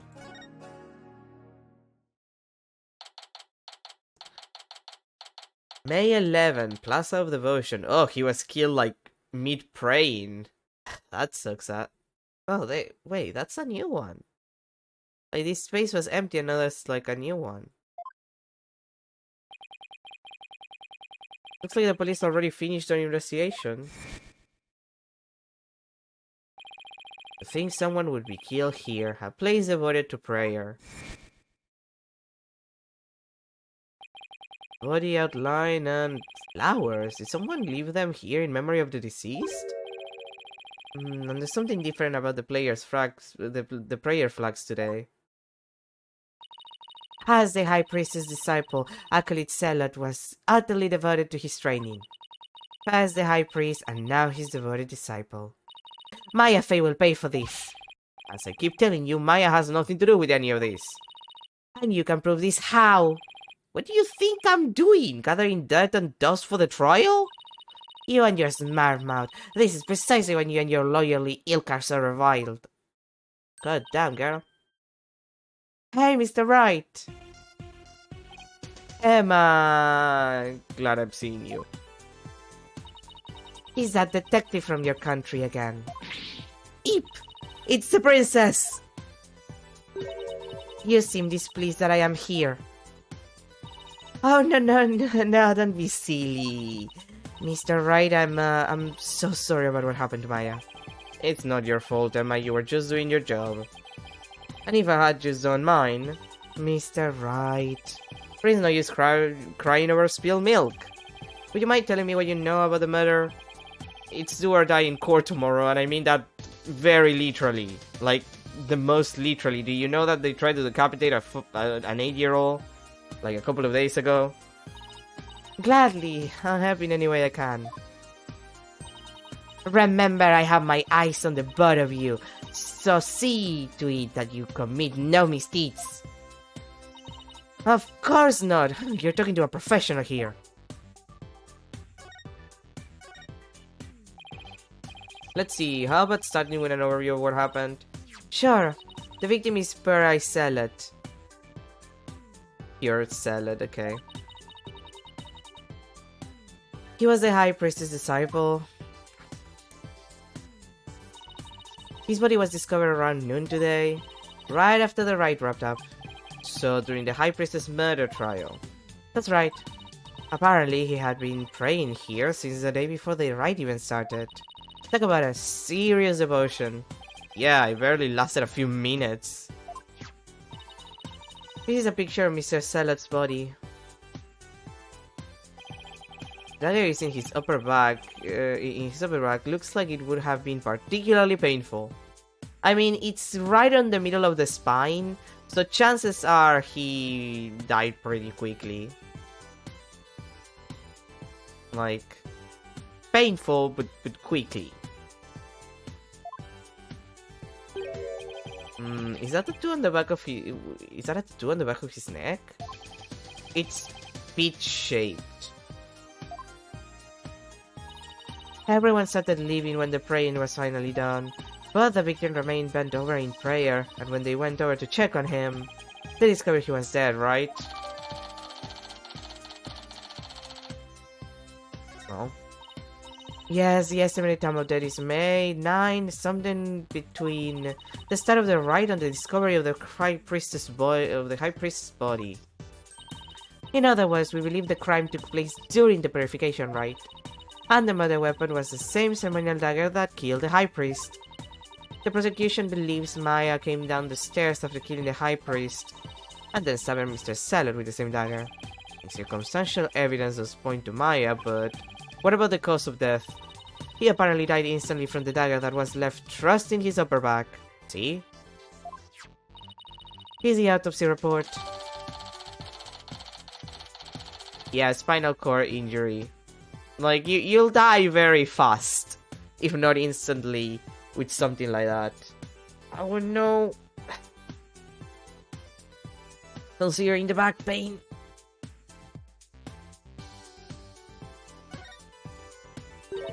Estimated time of death, you say? How can you know such a thing? I want to know. Well, Barbhead, out with it. Oh, so the princess of the spirit medium kingdom is interested in forensic science. I have no interest in science, forensic or otherwise. Nevertheless, I will someday be queen. As such, it would be wise to know what silly things the common folk believe in. There's nothing silly about it. I'll have you know even Prosecutor Stanmari holds forensic science in high regard. Does he? Perhaps I should not underestimate the power of science. Still, I suppose it is nothing much compared to the divination science. Emma, would you help me chuck this child off the mountain? She really doesn't have an adorable bone in her body. Emma, I think she's actually interested. Would you mind explaining it to her? And if she acts like too much of a bitch, you can just chuck her off the mountain. I'll help. I guess I have to now. Okay, there are many ways to estimate the time of death, but the most well-known method uses the change in body temperature. Interesting. Body temperature drops at a steady rate from the moment a person dies. That means we can tell how long someone's been dead by measuring the temperature. I see. That was kind of enlightening. Barbhead, present your forehead now. What? Why? You feel just a little over 95 degrees. It seems you are not dead yet. Of course I'm not! It was but a jest. After all, you're still the dead lawyer walking. I failed to see the humor in any of these. You will do numbers on Twitter. Like, if she was a real human being, she would do numbers on Twitter. Like, a piece of shit, rich by her condition of being a noble, does not give a shit about the pain and suffering of others, makes fun about people dying. She would do numbers on Twitter.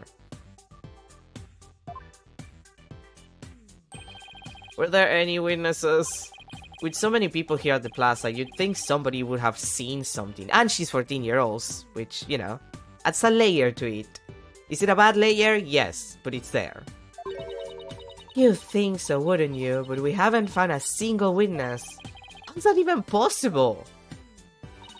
Because everyone was bent over utterly devoted to prayer naturally. Oh, right, the back-shutting pose that nearly killed me. Still, you'd think someone would have noticed something. I thought so too, but with the monk's scarf he had on, no one could see the dagger on his upper back. What? Like, that's...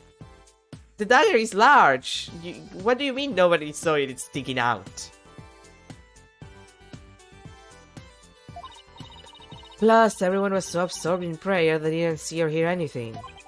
I can't believe this. What you choose to believe is your choice, but the fact remains that there were no witnesses. However, there is one piece of irrefutable evidence. The dagger. Sadly, yes. Uh, Can you tell me about the murder weapon? The killer uses the Warba dagger, the legendary weapon of Lady Kira. It was discovered impaled in the victim's upper back. The accused's fingerprints were found on the dagger, were they not? Yes, they were.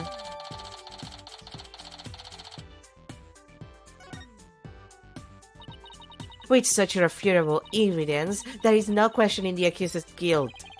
Not so fast. What about a motive? Maya had no reason to kill Acolyte Zealot. What do the police think about this matter?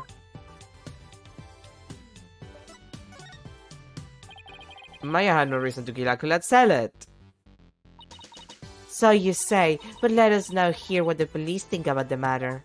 Why did we need to repeat that? The police believe Maya is the Lady Kira figure who has been battling the rebels. And since Mr. Zealot was a disciple of the High Priest who turned out to be a rebel, he too was likely a rebel and therefore met the same untimely demise as his teacher.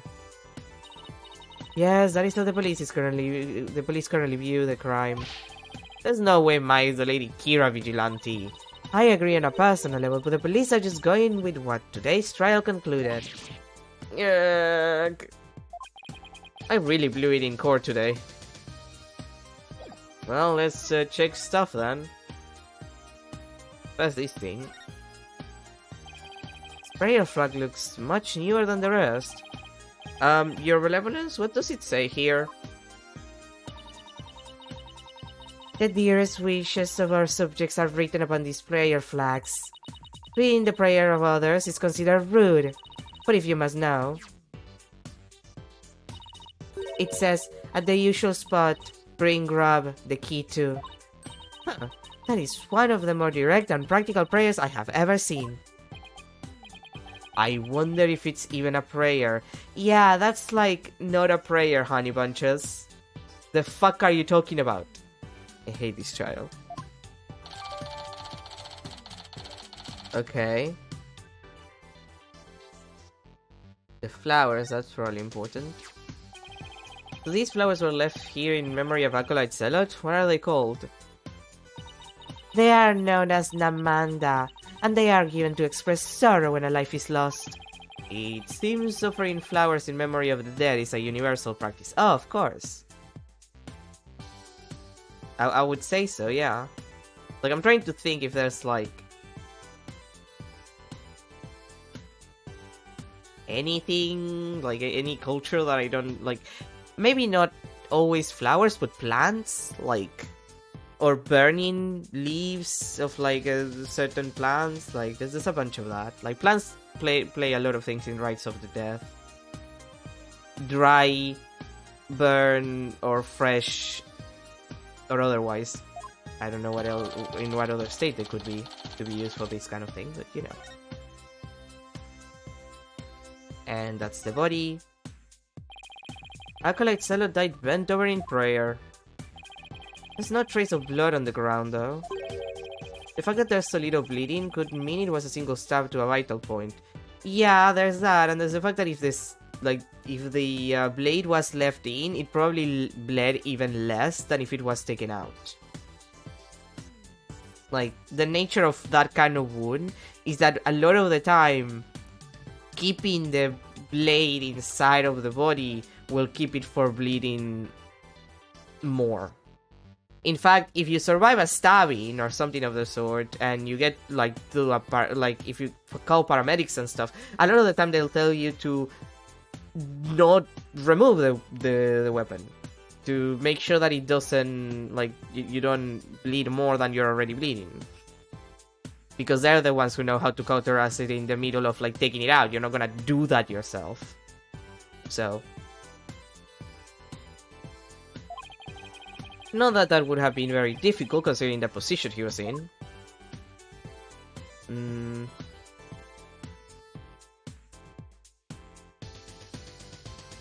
Is there anything like strange here? I don't think so.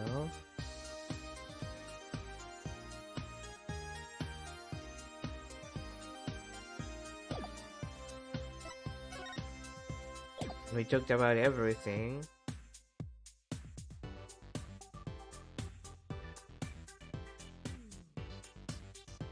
Actually, we might want to examine the carpet, just in case. Acolyte Zealot was killed in a prayer pose. With his head bent over like that, the last thing he saw must have been his rug. It is a prayer rug woven by devout monks. May the Holy Mother's blessing be upon his departed soul. It's strange that there are no bloodstains, though. Perhaps it was so cold his blood froze, or perhaps it was absorbed by his vestment. It is pretty cold. Maybe the blood really did freeze inside his body. No. Realistically, it shows A, the blade was left on, and if he was wearing a big scarf, it was probably absorbing all of the blood that came out. Also, it's like, I would argue that if you get stabbed in the spine, like if it's a spinal cord, it's not like you're not gonna have like blood because like it's close to the neck and everything, but like you don't have that many veins. Well, you have veins, but like in comparison, it's not gonna bleed the way that it bleeds if you cut an artery, is what I mean.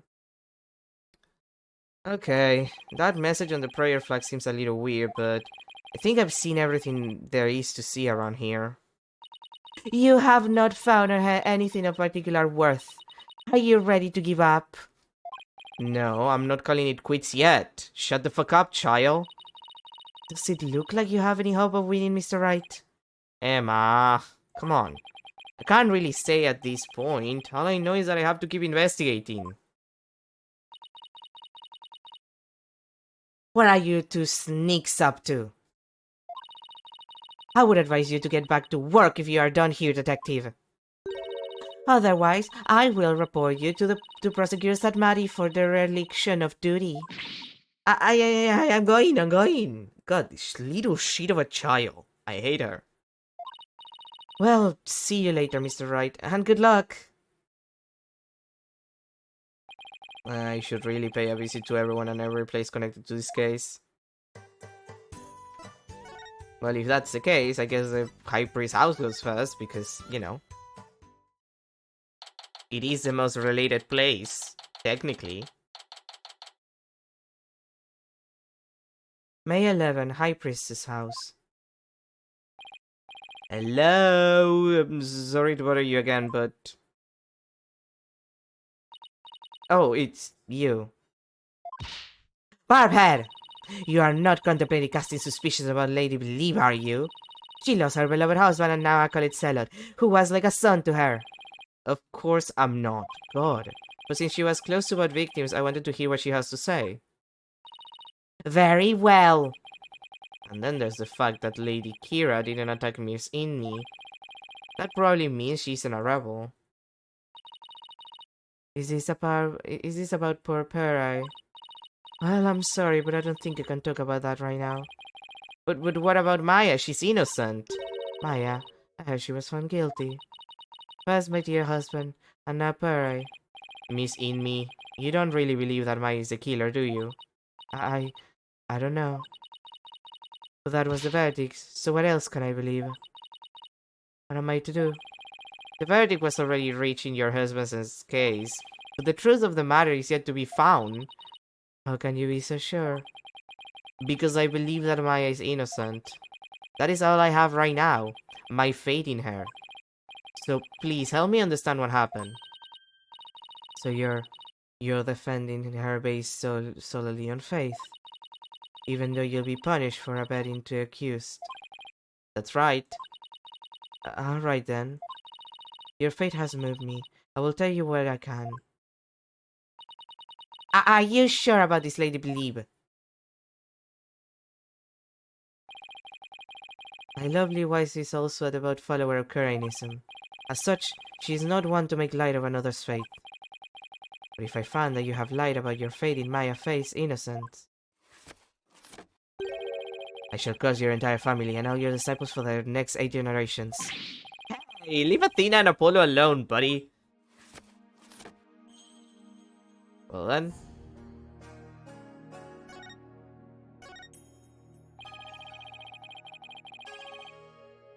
How did Acolyte Zealot end up living here as your husband's disciple?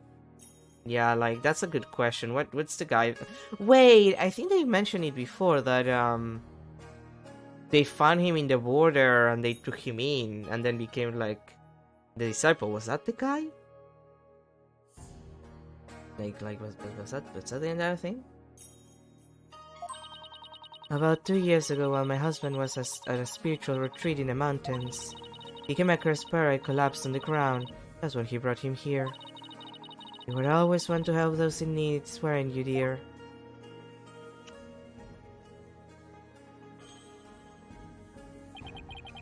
And he'd been living here ever since? About 2 years ago. That's around the same time Maya arrived in Khura'in. Yes, he was born in a poor village and had nowhere to call home. My husband felt pity for the boy, so he took him in as his disciple. But not only as his disciple, he was like a member of our family too. I see. If this is where Acolyte Zealot lived, there might be something I could learn about him lying around here.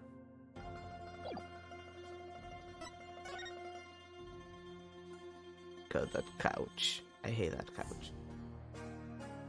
Oh hey, a photo that wasn't here before. A photo of the High Priest, his wife, Acolyte Zelo, and Maya. Is Maya seen it? It must have been taken the day before that, right? I should ask Miss Inmi about it. Oh! I just noticed the Steel Samurai watch. So she's the person she exchanged merch with. To think that this would be their final family photo. That no good Maya Fey has some nerve. I mean, here she is posing with the two men whom she would soon kill. I beg to differ. I see this photo of proof that she didn't kill them. That smile of hers does not fool me. I sense deep and abiding malice behind it. I'll prove Maya's smile is the real deal, and I'm gonna kick you off a building! God, I hate this fucking child. Chucking her out of the window, I swear. Now, what time is it? Oh, it's time for me to get my coffee. Ma'am, I will ask you about the photo in a second, once I get my coffee. And then, yeah. Anyway, I'm gonna go get myself my coffee, and then I'll be right back. Oh, my back! Oh, I'm gonna be feeling... Oh no, oh no, I'm gonna be feeling that in a second. Oh boy. Oh boy. I can't wait to be told that I need to be operated and then get operated so it doesn't hurt anymore. Well, I'm gonna have a recovery period and that's gonna hurt, but otherwise... Anyway, I'll be right back.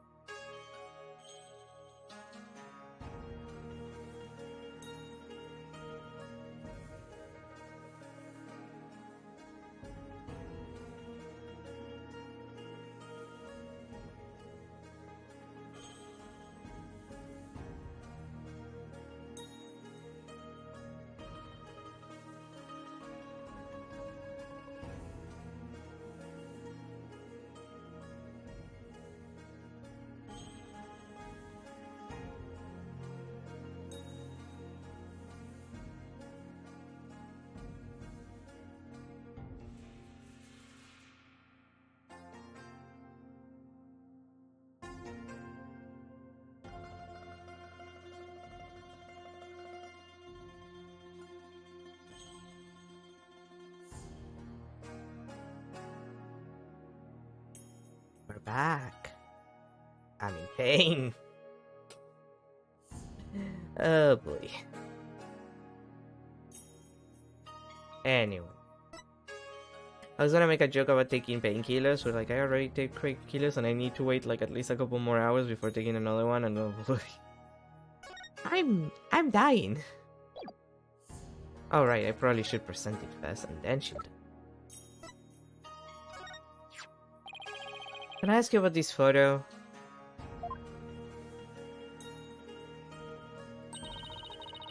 It was taken during the Feast of Blessings, the day before the rite was held. The Feast of Blessings. Would you mind telling me a little more about it? This photo was taken during the Feast of Blessings. Yeah, you just say that. The Feast of Blessings. Yeah, you just ask that. Yes, it is forbidden to eat during the days of the rite. The day before it's performed, we enjoy dishes full of gingill, an herb known to strengthen the body and mind. You love the gingill-based dishes I make, didn't you, dear? Gingill? I heard you can go 3 days without sleeping after eating some. Yes, but many foreigners don't care for it because of the strong smell. Our customs say that these dishes can only be eaten the day before the purification rite, and only between noon and 3 p.m. That's pretty specific. Is it because the smell is so strong? A very good guess indeed. It is to ensure the smell is gone by the time Lady Kira is welcome the next day. Whoa, is it really that strong? Come to think of it, the evening before the murder, an overwhelming odor was all over town. It was like a cross between garlic and mint. I'm trying to imagine what a cross between garlic and mint would smell like, and it's like, oh boy. Like, I don't mind garlic, but as a mint hater, as a disliker of mint, might probably be allergic to it, to be fair. And that's why I have that reaction, but I go out of my way to not eat mint, so tests are inconclusive. I don't like that. After the Feast of Blessings, Pyrrha went over to the plaza to begin his supplication. I never thought that would be the last time I would see him. What was Maya doing at the time? Shortly after Pyrrha left, she went to the temple to prepare for the rite. I don't know what she did after that.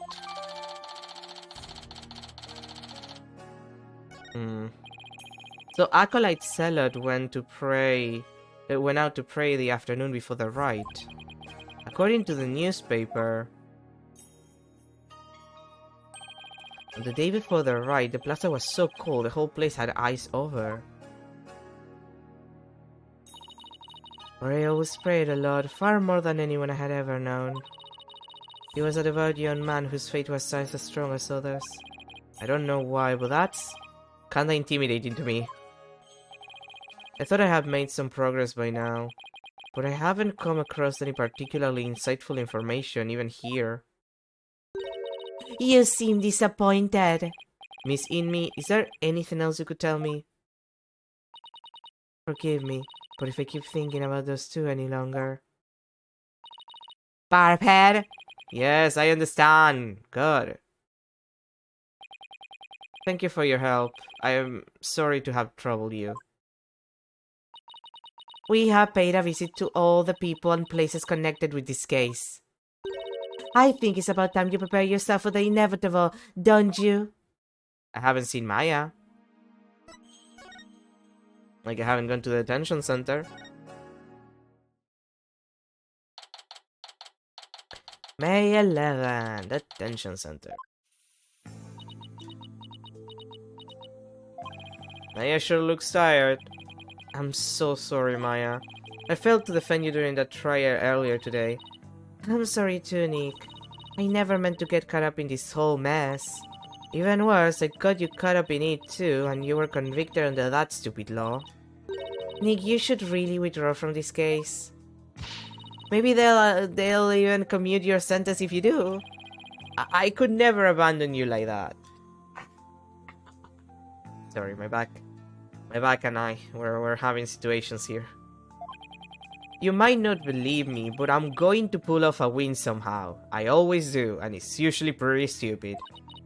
It's not like I don't believe in you, I just... Don't worry, maybe this extra day in court is a blessing from the Holy Mother. Let's use it to our advantage. We'll turn this trial inside out and upside down, you'll see. Okay. Get the hell out of my screen. You're awfully quiet, Your Benevolence. It is only a matter of time until your executions are carried out. I simply thought I would allow you to a good talk before you depart from this world. Sorry, but we're not giving up yet, and we won't until the bitter end. Also, you're 14. Your obsession with executions is pretty freaky. See what I mean? She would do numbers on Twitter. Like, very much so. There is no need to put on a brave face. Your fates were sealed with today's verdict. Worry not of Maya fate. Maya fate. Where do you say that? The Twilight Realm will cleanse the taint from that neophyte practitioner's soul. Then perhaps the Holy Mother may finally forgive her. Maya, help me check this child out of a window. Wait. Was that her attempt on comforting me? Barbhead, further assistance shall come to naught. Stop your desperate struggle. Accept the judgment that has been passed upon you. No! Desperate Struggle is my favorite No More Heroes game. He obviously doesn't know me very well. Then perhaps your sentence will be commuted and... Hold it right there, Your Benevolence. Why do you always have to be like that? Maya, what are you... What is the matter? I was simply showing some mercy upon your souls. Nick here is risking his life to defend me. And that is why I told you it will come to No, it won't. Nick is just doing what lawyers are supposed to do. He's defending his client no matter what. Enough. There is no place for lawyers in the Hall of Justice. For we have the divination sons. But your insights were wrong and stupid.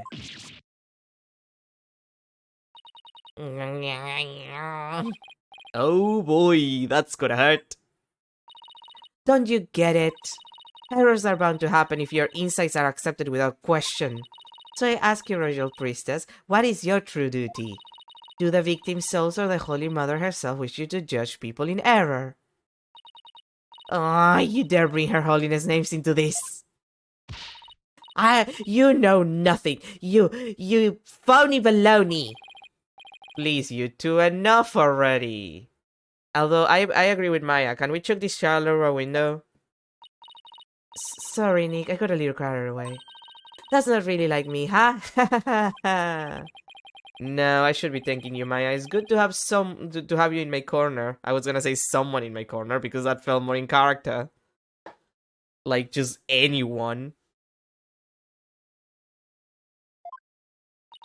How dare you mock me so? You will not get away with this.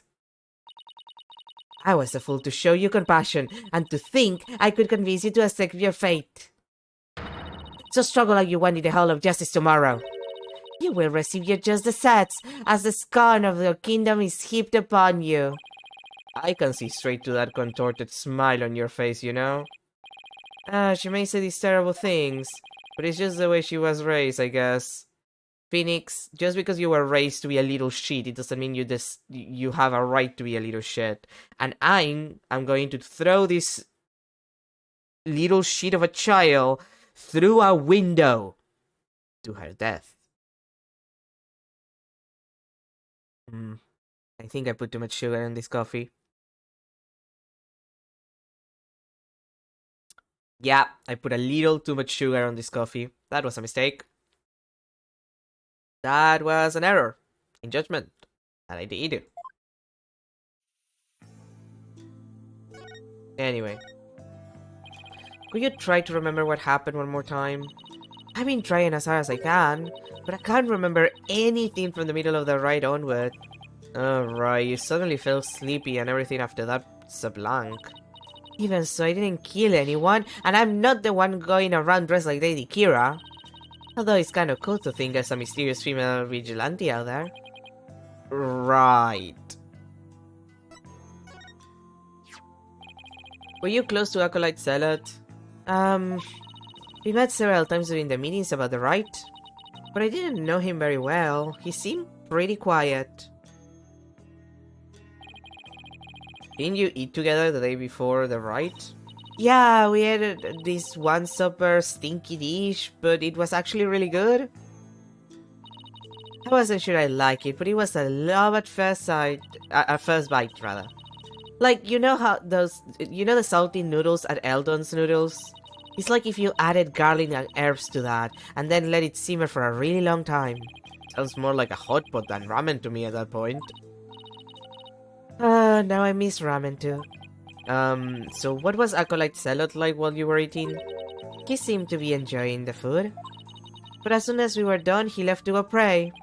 And what do you do? Oh, I returned to the temple to prepare for the rite. That coincides with Miss Inmi's description of the events. Any idea who might be pretending to be Lady Kira? When the rite started, it was just me and Abbot Inmi. But the sun's vision showed a third figure who looked like Lady Kira. I know.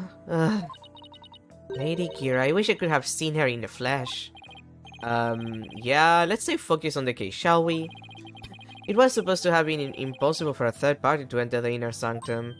Ah, but what if she came from the sky, you know, like that bushy-bearded paratrooper?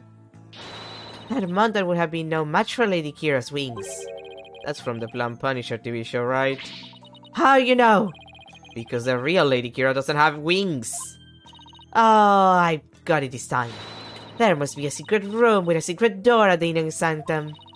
Do you know there are 88 secret Plum Punisher bases here in Khura'in? Can we please stop talking about the Plum Punisher for a show for a sec, Maya? I guess so. Keeping it real is much harder than it looks. Well, I should get going now. Sorry I wasn't any help. Don't worry, I've got this. We'll beat the Chargers tomorrow and be on the first plane back home before you know it. Then we'll go grab dinner at Eldon's or your favorite burger joint. You pick. Sounds good. I think I'll get the extra large hamburger steak topping on my salty bowl. Best of both worlds. You can have whatever you like. But first I have to beat the Chargers. Ha! I almost forgot. What is it? I have a favor to ask. Okay, but why are we whispering? I forgot I left something at the High Priestess' house. It's super important. Would you mind getting a holding on to it for me? Sure, what is this super important thing? In my bag, you'll find a folding book. It's only given to the priestess who performs the rite. It's called the Tome of Secrets. That does sound important. How could you leave something like that just lying around? That explains the whispering. If Raifa found out, all heck will break loose. Look, it's got Lady Kira's real name written in it, so... Whoops! Don't tell anyone I told you that. In fact, just forget I said anything. It's supposed to be a secret. The Tome of Secrets contains secrets? Imagine that. What are you two whispering about? Oh, nothing. It's just she forgot something, so I told her I'd go get it. Yeah. You are up to something, I just know it. Thanks, Nick. I'm counting on you. Well, let's go do that. May 11. High Priestess's house. Hello? Anybody home? No answer. Miss Inmi is probably out right now. Well, I'll just get what I came for. I am watching you like a warbat barbhead. You had better not steal anything. I would never do something like that. I'm just here to get what Maya asked for. Then get on with it. I would if you'd stop interrupting me. I'm gonna kill this child by chucking her out of a window. Here's Maya's bag. What is the strange patch on her bag? He's a steel samurai. He's the hero of an action hero show back in my country. It's actually Maya's favorite show. She's got all sorts of merchandise related to it. I see. He looks strikingly similar to the Plum Punisher. They are similar, but this new samurai definitely came first. I see. How interesting. Raifa seems genuinely intrigued. Well, she is 14. There must be a common thread between these Plum Punisher and Steel Samurai fans. Come to think of it, didn't Maya mention something about trading with a Plum Punisher fan? But I digress. I'd better find what she asked me to look for and get going. Let's see here. It must be the Tome of Secrets that Maya was talking about.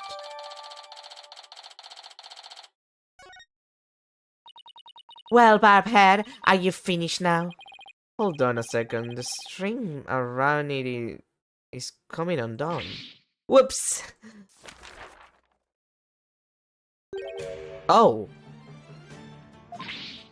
Ah, you fool! Do not let lies. Do not lay eyes upon it. Put it away quickly before we go blind. Relax, my hand just leaped. This is the Tome of Secrets. Are you trying to get us cursed?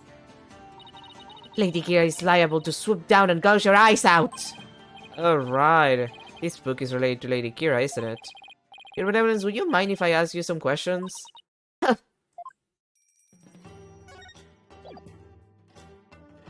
Actually, I want to examine...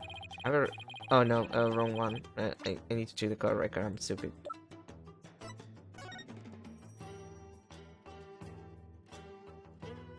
Imsan. Begin this name is forgiven. Look this knowledge deep in your heart and devote yourself to prayer. Okay, so that's her name.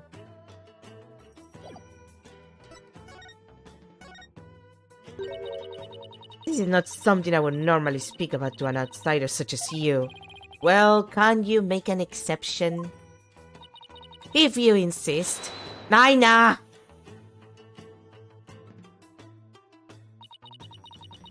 Out of this folding book.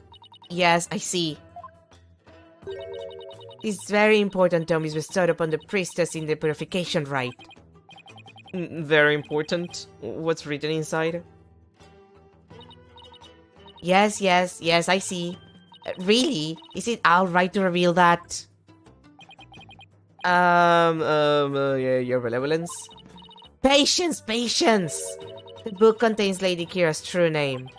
Her true name is a name really that important of a secret? To Kuraini's priestess, a person's name is one of the most important things to know. What's so important about a name? Without a name, a priestess' voice will fail to reach a person's mitama. It is much like trying to send a letter without the recipient's address. A spirit can only be identified once you know the deceased's face and name. Oh, I get it. It's like when you see someone in a crowd you recognize but you don't know their name. It makes it impossible to get their attention. Indeed, you must know a spirit's face and true name before you can commune with it. It is the same for Kurainism's most secret art, one that my mother alone may use. The queen has a secret art. Ha! It is something a foreigner such as you could never hope to guess. In Kurainism, spirit channeling is a secret art that can only be performed by the queen. No one else is supposed to be able to do it. I should pretend this is all new to me. Besides, I get the feeling she secretly really wants to tell me all about it. Phoenix, we don't have to entertain the annoying child. We can just chuck her out of a window. Could you tell me about the secret art of the queen you spoke of? And let me move on with my life. Come again. Oh, sorry. Maybe we shouldn't talk about this. It is a secret after all, right? It is the secret art of spirit channeling, but I suppose those words are meaningless to you. I'm just surprised how willing you are to tell me about it. A third-rate lawyer could not challenge spirits simply by learning of the technique. That rate is a bit harsh. I'd even settle for second. What is it? You have the look of a tentacle hack frog upon your face. What the heck is a tentacle hag frog? Spirit channeling, huh? That's where a medium lets a spirit possess our body to return to our world, right? Well now, I see you have done your homework. I guess I studied a bit. With the power of spirit channeling, one can bring back even the most ancient of spirits. It is quite a magnificent power, is it not? I've never seen her eyes light up like these before. I imagine they're pretty shocked when they come back from the ancient times. Indeed. A spirit's memory is cut off at the moment of death. So even a spirit that is brought back after centuries doesn't sense a gap in time between the moment of its death and the moment it is channeled. Yes, and yet it clearly recalls all of the memories it had in life. Thus, even heroes and scholars of antiquity can be channeled and directly learned from. Our queens have also used this power to help the rulers of neighboring lands seek counsel. That is why we have never been invaded and how we have maintained our unique culture. Are you sure this didn't happen because you clearly are an isolationist monarchy? And evil? Well, your mommy is anyway.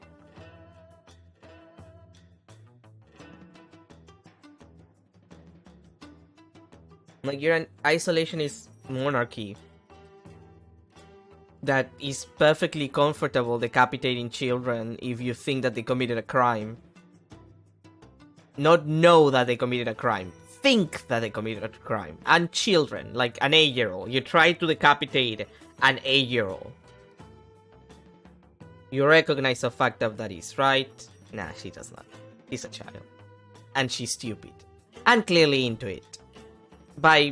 She was raised to be into it, but you know what I mean. So spirit channeling is a really effective tool for international politics.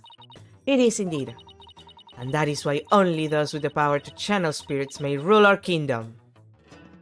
Okay, but like that makes the point that I made on the first stream about this game even bigger, because like, if the spirit channeling thing is done in international politics and like it's used for this kind of shit and people believe in it and people know that it's done, at least by the queens,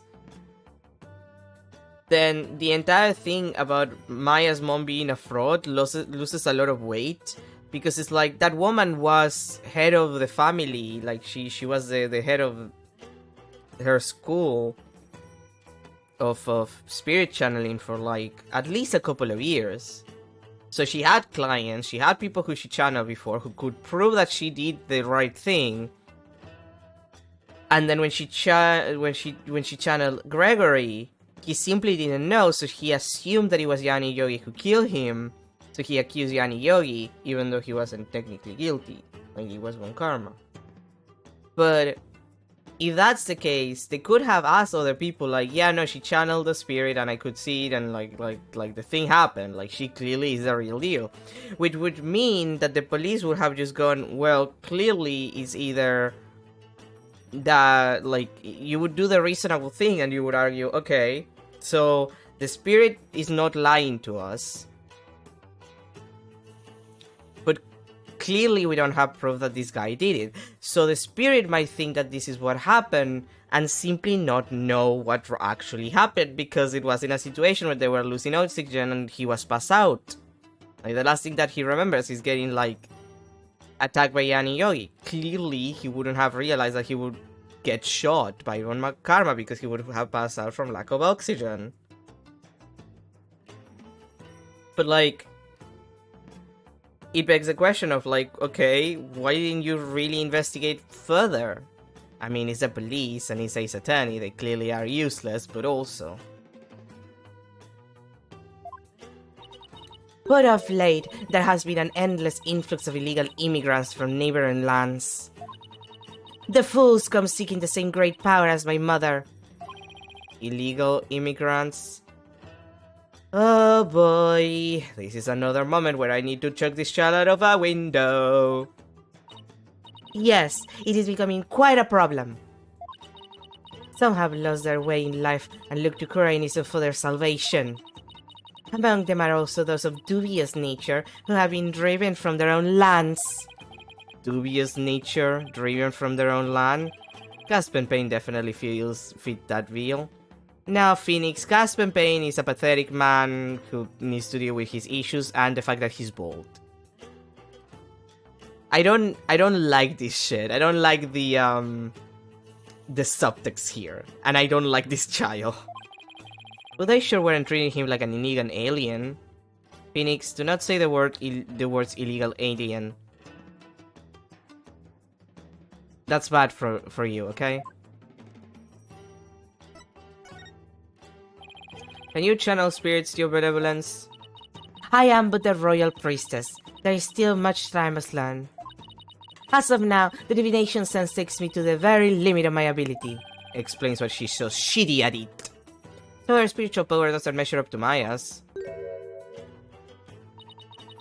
You were just mocking me in your mind, weren't you? Don't be ridiculous. I was just stating the obvious. It is written all over your face, you impudent nincompoop! The divination sense was once one of the important roles fulfilled by the queen. That is what my mother taught me when I was little. So the queen can perform the dance of devotion. That'd be a sight to see. Wait.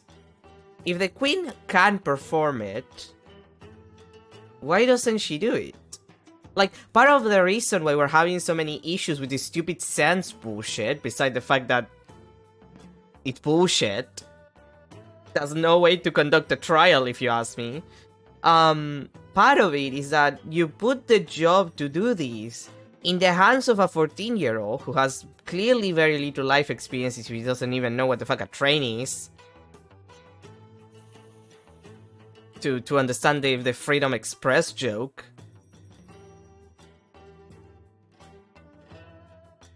Who, like, shouldn't be doing this because, like, a variety of reasons.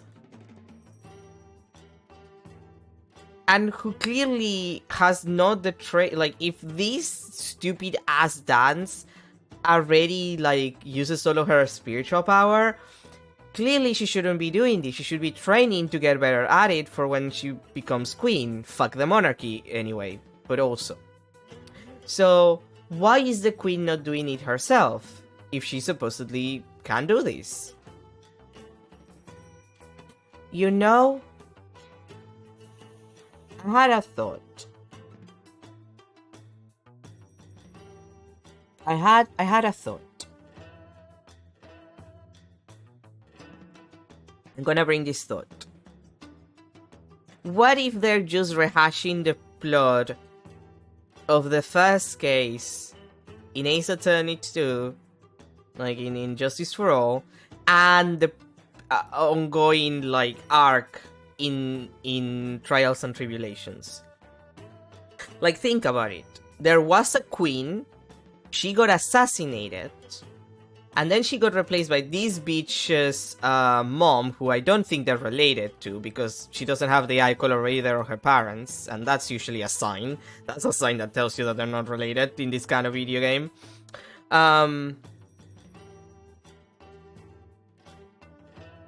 So, like,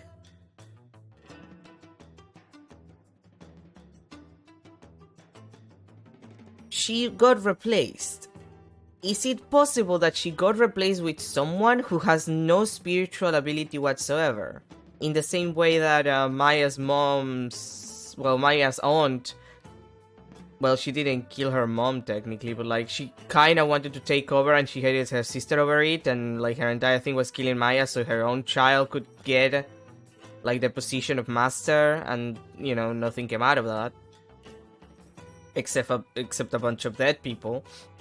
But, like, could that basically be the situation, and instead of just, like, you know, biding your time and she just kill her sister, or, like, the queen? I assume sister primarily because of, like, she still kind of looks like her, like the queen, but, like, not enough for me to think that they're related.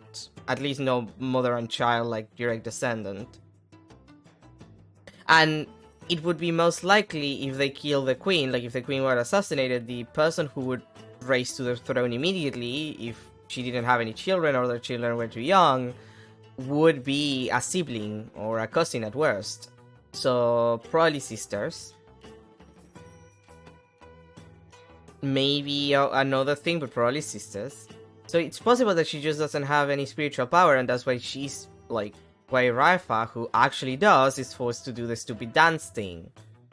In which case, we are literally just rehashing the plot of the first case, Injustice for All, and the entire like arc of Trials and Tribulations. It's like Spirit of Justice has so little that is original to itself. It's kind of making me lose my mind. Someday I will be a powerful priestess and queen, just like my mother. And the divination says is a vital part of my training to prepare me for that day. Forgive my indirects, your benevolence, bitch. Huh, you shall see. Everyone will see. I will not be long before. It will not be long. It will not be long before I too master the secret art of spirit channeling. I will be a magnificent queen who unites her people for the greater good occurring. I can't wait for the revolution to happen and the monarchy to be destroyed. Now I see. Spirit channeling is something she really aspires to. I'm going to ace that test and become the next master. After all, I can't let my clan and the other villagers down. It looks like she actually has something in common with Maya. But Phoenix, Maya was never this annoying.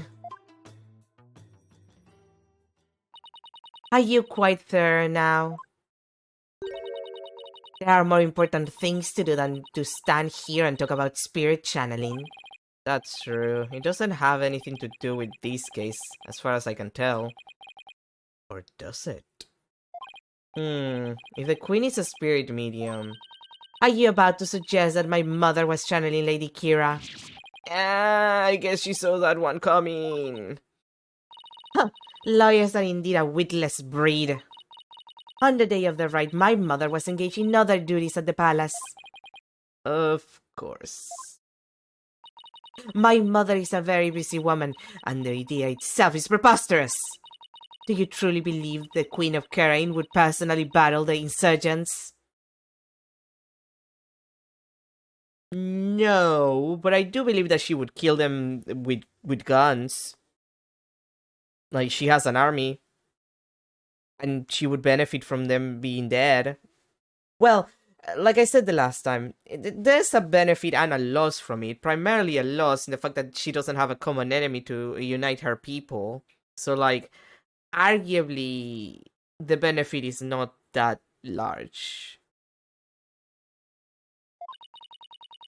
This is precisely what makes you third-rate. Another dead end, this is bad. Anyway, I need to continue looking for leads, so... Over there! After him to let him escape! What is all that racket? Oh, hi you, again. What? That escaped prisoner has surfaced here in town. Escaped prisoner? You mean the guy with the bushy beard? There is no reason to panic. The police are on his trail. He's no longer a suspect. But he might know something considering he was at the scene of the crime. Let's go take a look. Wait! Too late.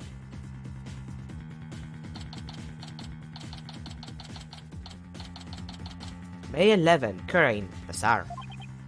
Puff. Puff. Oh, my aching back. I forgot how badly I injured it. Oh, Phoenix, I understand you. Ow, ow, ow, ow, ow, ow, ow. I need to do some stretching and exercise more when I get back home. Phoenix is really just like me for real right now. Ah, Mr. White.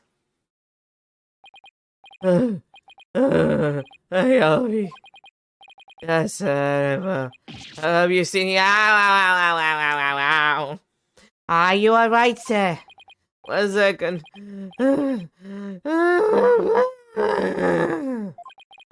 Have you seen the escaped prisoner around here?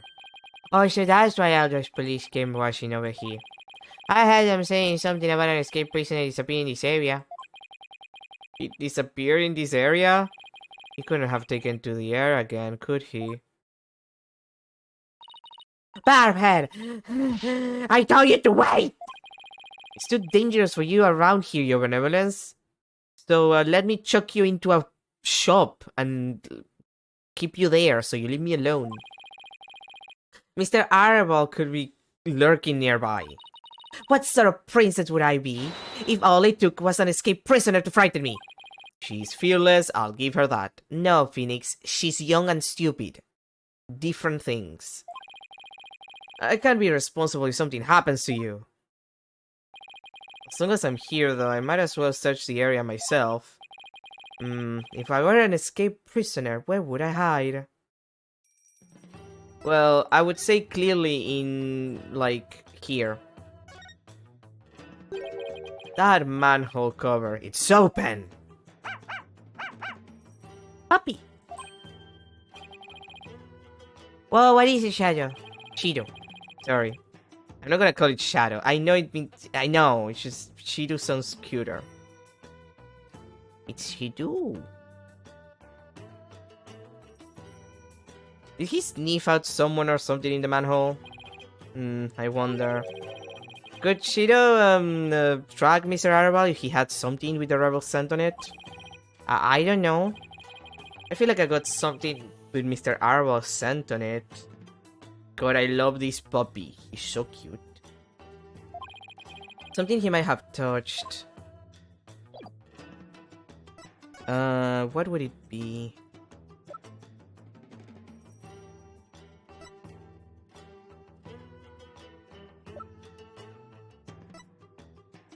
Probably not the warning. And not the note, because I don't have it with me. The dagger?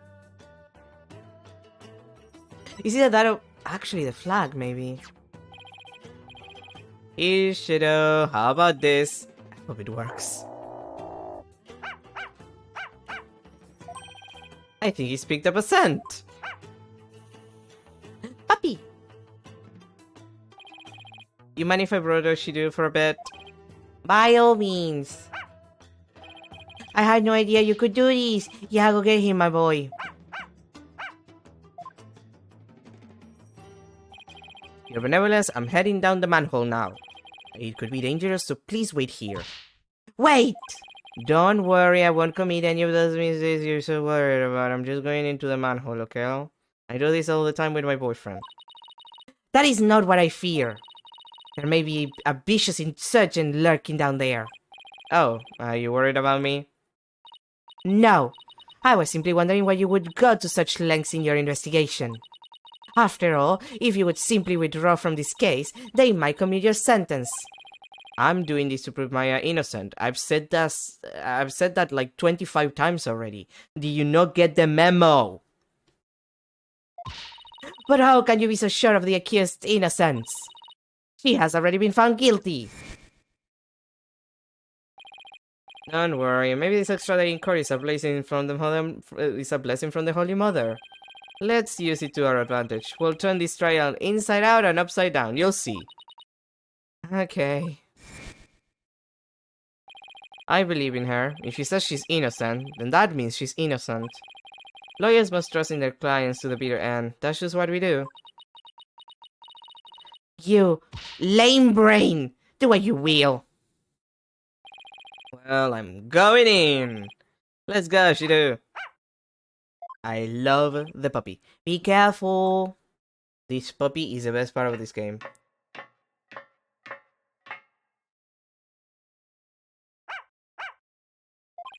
Wait, come back here. It's pitch black down here. I can't see a thing. Oh. Ah.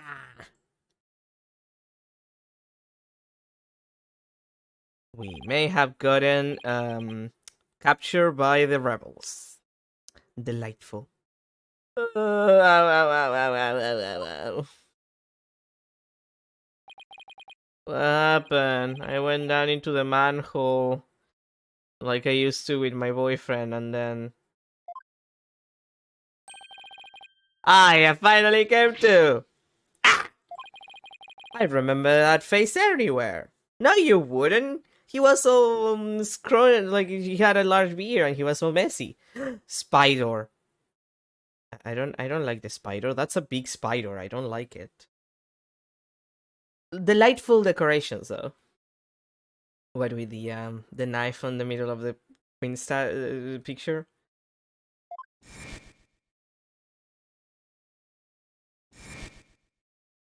Hi, Dark. And that dragon symbol on his armband, that's the mark of the rebels.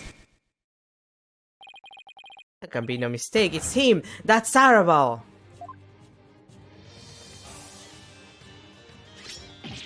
Yikes!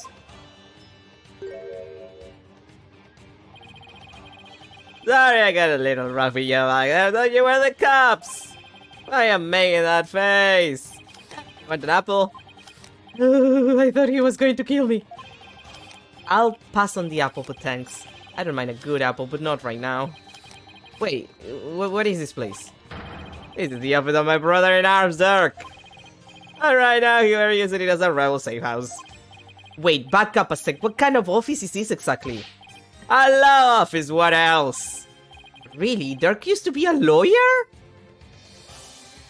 You know, I didn't see that, I didn't say out loud that this would be the case, but I'm gonna be honest, makes perfect sense, considering the plot, quote-unquote. Anyway, can I talk to the man? Can I talk to the man to meet the legend? Yeah, just like you. Kurain's public enemy #1 is an ex-lawyer. Didn't see that coming. I mean, Phoenix, come on, everyone would have seen that one coming. But I don't suppose I'll be coming around here anymore. Why? You won't? Are you planning to flee or something? It's just, I wanna get out of the rebel business. Tired of being hunted by the cops and all that. Oh, I came back today to pick up my last of my stuff. Really?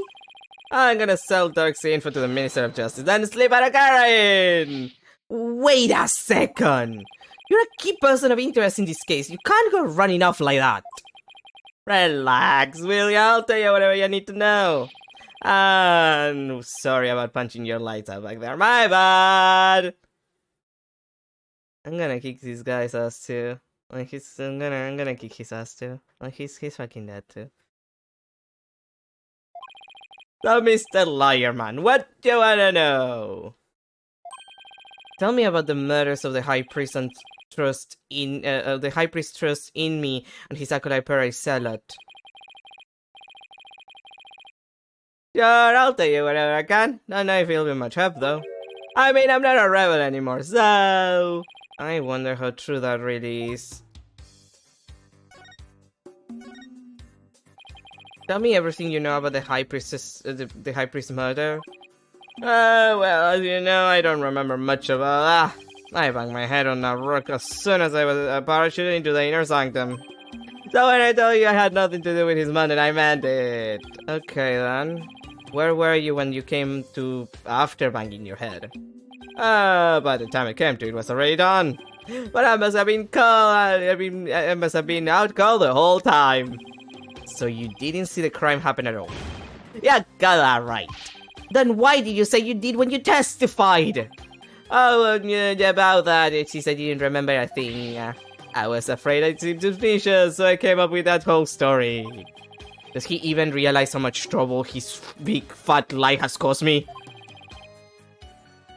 Sorry for the trouble.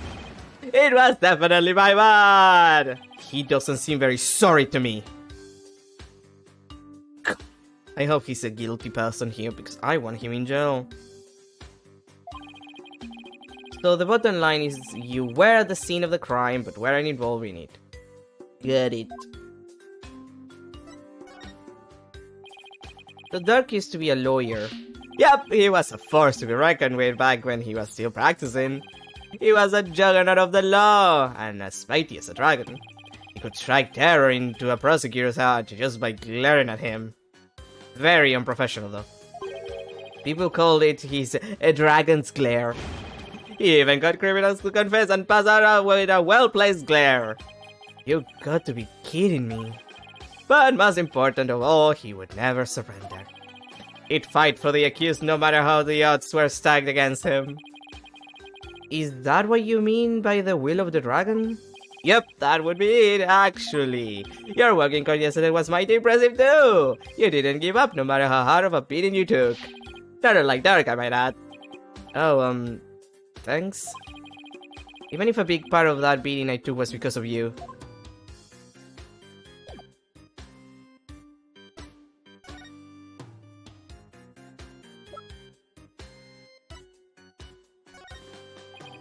Is that a parting gift for me leaving the rebels? No, you can't keep it. I'll ask him what I can for now. I mean, I asked him everything that I have as options. Well, I guess I can just examine the place. There's a knife driven deep into a photo of the queen. I guess the rebels really hate her.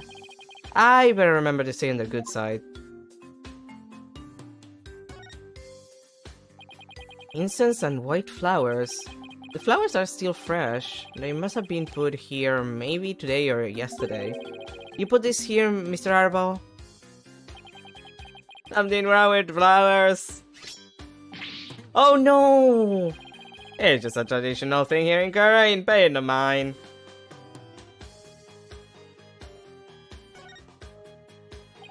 This looks like a photo of Dirk and his compatriots. And here's one that looks really old. Whoa, this was taken about 20 years ago. Hi! Baby Apollo Justice. What a long time no see. And that's also clearly Nayuta.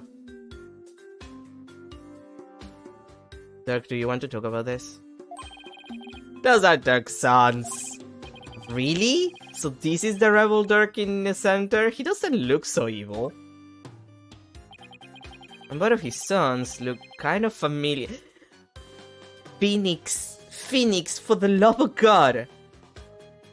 Like Nayuta, I could let it go because it's like, well, that's a bunch of kids with hairstyles, probably, and like, that color of hair. But Apollo, come on! Like, he has the stupid, like, little pincer hair. Like, he still has the stupid hair. Come on. How do you not read? Phoenix! Phoenix, what the fuck? He even has the bracelet. I just noticed he's wearing the fucking bracelet. So, Phoenix! The bracelet! The bracelet that was super important, remember, in the first Apollo Justice? Because there were basically no people with it except, like, fucking Thalassia and Apollo. Like, it was his mom and him. Because he got it from his mom. Remember that, Apollo? Remember that, Phoenix? How would you not notice the bracelet immediately when it's like a one-of-a-kind kind of shit? Sorry, I'm losing my mind.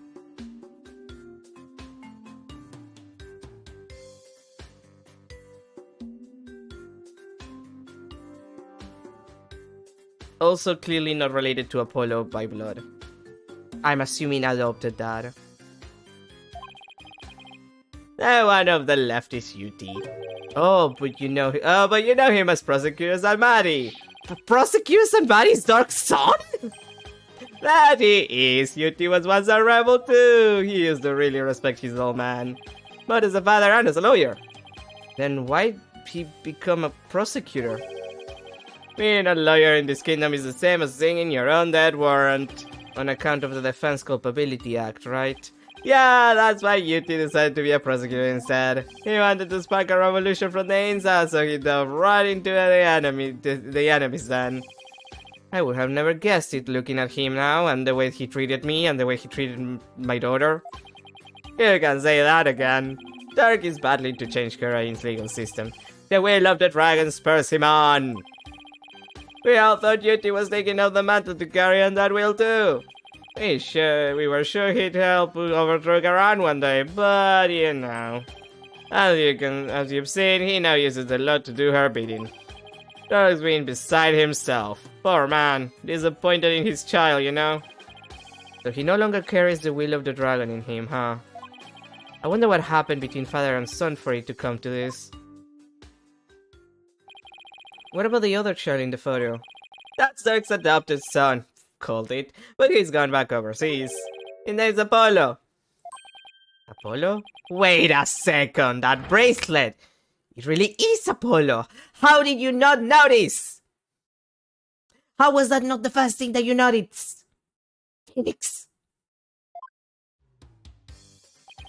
He was a rascal, that one, and his voice could shake the entire room! I imagine he's out there racing high hell somewhere. Yes, I'm sure he's doing just fine. Considering how far he's come, Mr. Arabal's description really doesn't do Apollo justice. That's a terrible pun!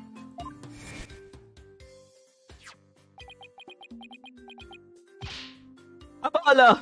I've been watching you grow over these past 2 years. That's why I know you're ready. Why I know I can leave Trucy and the office to you. I believe in you, Apollo, which is something that I told you in the first game. When I wasn't a lawyer because I lost my badge and I didn't retake the exam. I told you that, sort of. And it was like kind of an important character moment for me and kind of an important character moment for you. And now we're just ignoring it because we're doing it again in this game. Thank you, I'll be fine. Everything will be fine. He's a responsible young man now. He never lost that loud voice though. Well, it's nice that we got information on that. Oh. You guys get electricity? Yeah, but the power goes out occasionally. That's pretty inconvenient. You're telling me sometimes it goes out for an entire day. What about the stuff in the refrigerator? Why don't you see for yourself? Forget I asked. I'm afraid of what I may find. One day, you complain about like losing power for one day? I spent like a week without electricity once. Like, honest to God. Like, it was 1 week long. We were waiting for people to come to fix anything and they didn't do shit. It was not during COVID, thankfully, but like, it was in summer. So like, not even like, you didn't even get a fan. It was awful. And like, there were times where we had like, no electricity for like 3 or 4 days. Like, you don't have to worry much about a refrigerator if you don't open it, and your freezer should last between, depending on the freezer, it should last between 24 and 72 hours before it starts defrosting. The fridge lasts around 24 if you don't open it. Like, it will keep the cold for that amount of time, maybe less, again, depends on the fridge. Usually it's like between 12 and 24. But like, your food will begin spoiling, and it's a pain in the ass. Ugh.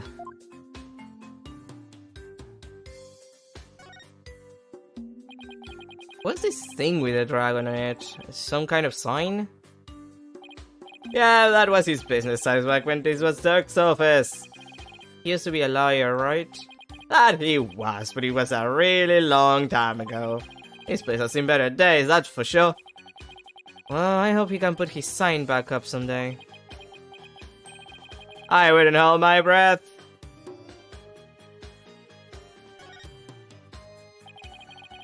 Is that code yours, Mr. Arabal? Nah, it belongs to the rebel leader Dirk. It's pretty impressive. I like the color too. Wanna try it on? Really? You sure it's okay? Of course! Betty would look great on ya! Well then, I don't mind if I do. Ah, it smells now moldy! I can't believe you fell for it! That thing's been hanging there forever! Note to self! Don't trust this guy ever again. There's a book there. Is this a law book? A dragon mark's been branded into the cover. That's Dirk's law book. Really? The leader of the rebels, that Dirk. That's right! And that mark of the dragon is the emblem of the rebellion! The pages in this one section are really dirty. Must be the section of the Defense Culpability Act. You must have done a ton of research on the Defense Culpability Act. You practically wore out the entire section. Really, huh? Let me check. Those who would support criminals will be deemed just as guilty. That's it? No extra details? Nothing that I can use to my advantage? Really? Well, I guess let's check the food. There are bowls and platters of food here. They're still warm, as if this was all recently prepared. You must have a pretty big appetite, Mr. Arbol. Ha ha ha ha ha! Guys as big and strong as me. Got even bigger appetites, you know? But you just fled from the police. I don't know how you could eat this much after all that excitement. Sorry if I offended you. But first, let's start with an appetizer. Where's he getting all those apples from? Why don't join me, Mr. Lawyer Man? Got plenty of surly sauce too. Thanks, but I already ate. Well, I gotta start packing. Who knows when they might catch up with me if I don't scram soon. Please, wait, I still need to ask you something. Go ahead, shoot! What are you rebels trying to do? And why were you at the Inner Sanctum in the first place? Why were you at the Inner Sanctum on the day of the murder? Or more precisely, what were you trying to do there? I was trying to escape from prison, that's all. Come on, even I know that that's a lie. Like, come on, dude. But that high priest was a fool for getting taken in by Dirk. He should have tried hightailing it out of Currane like I'm doing. Oh, you piece of shit. 5? 4! Ugh. Well, this is not 5. Still, though. Ah, Cyclops. The Arbel's hiding something, but I won't know exactly what until I can undo the locks. What exactly are you trying to hide, Mr. Arbel? I'm not hiding anything. No way. No how. I'll just have to use my Magadam on him then. Well, let's do this shit.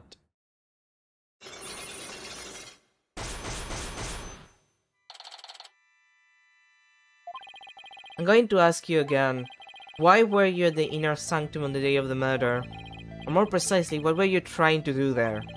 You can keep asking, but the answer's still the same. I was trying to escape from prison, that's all. But the high priest was a fool. He fell for Dirk's line and sold his own country out. How can you say such things about him? He helped you escape, didn't he? Don't you even care about what happened to him? Nope, I was getting out of the rebellion anyway. He should have opened his eyes. We never stood a chance against the Garan regime. Hang on, do you really believe what you're saying? Didn't the High Priest's death really hurt you on the inside? Like I just said, I couldn't care less about the whole thing. I beg to differ. This wouldn't be here in this room if you didn't feel a thing. Yeah, the flower, like it's the same flower on the windowsill. Well, on the drawer, like beside the window. I heard these flowers are offered in memory of the dead here in Currane. The High Priest's death hit you hard, so you've been grieving here alone, haven't you? Well... Hey-ho!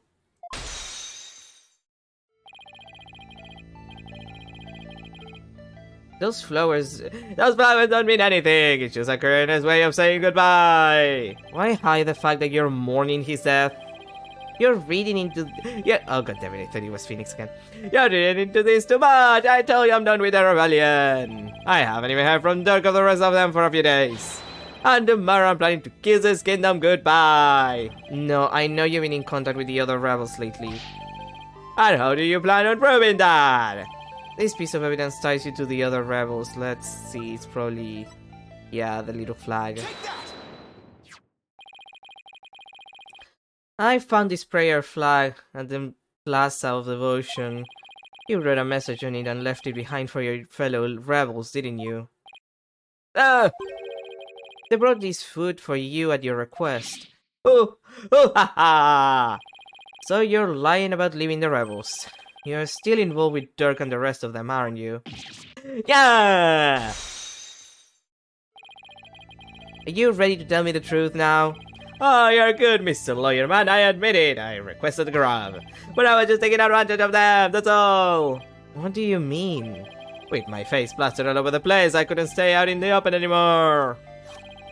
So I just took advantage of my former coverage for some grab and a place to hide. I was gonna kiss this kingdom goodbye tomorrow. I'm not buying it. You're obviously lying. I can't tell just by looking at you. The white-hot flameless revolution definitely still burn on inside of you. What? That's ridiculous. Those flames burned out a long time ago. This proves that the flames of revolution still burn out inside of you. The book? You do have the book. Take that! Dirk's law book. I'm no lawyer, so what's that got to do with me?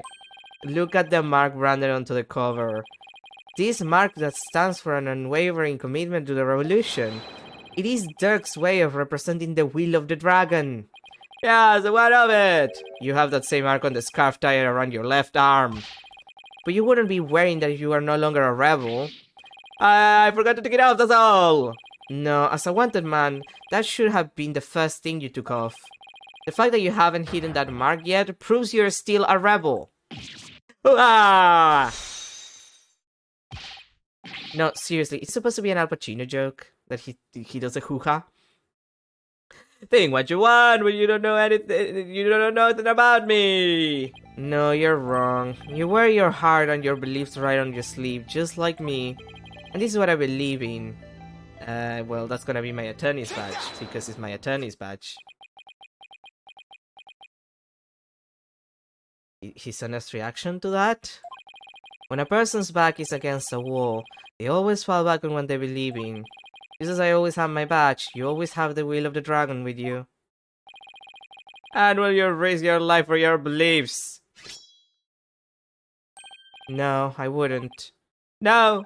No, because I wouldn't be much use to my clients dead. Now admit it. You've never once thought about leaving the Defiant Dragons, have you? Look in your eyes, it's just like Dirk's. Looks like you've got the will of the dragon inside of you too. No, I have the will of a phoenix, you know? Different mythical animal.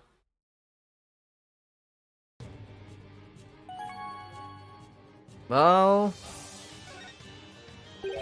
I had planned to take you out if you turn out to be on the side of the royals.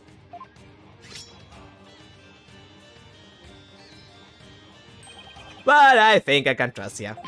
I can't believe I was that close to getting Shank here. It's like you said, I have no intention of leaving Dirk's group. In other words, you were testing me. You're a foreigner, and a lawyer who's been charged with abetting a criminal to boot. And I've seen a fair share of lawyers get pardoned after weeping at the feet of the queen. Well, I'm going to keep fighting till the end. Yeah, I can see that now. Sorry I ever doubted ya. So, what are you doing here anyway? I came to get the secret hideout key from a helper.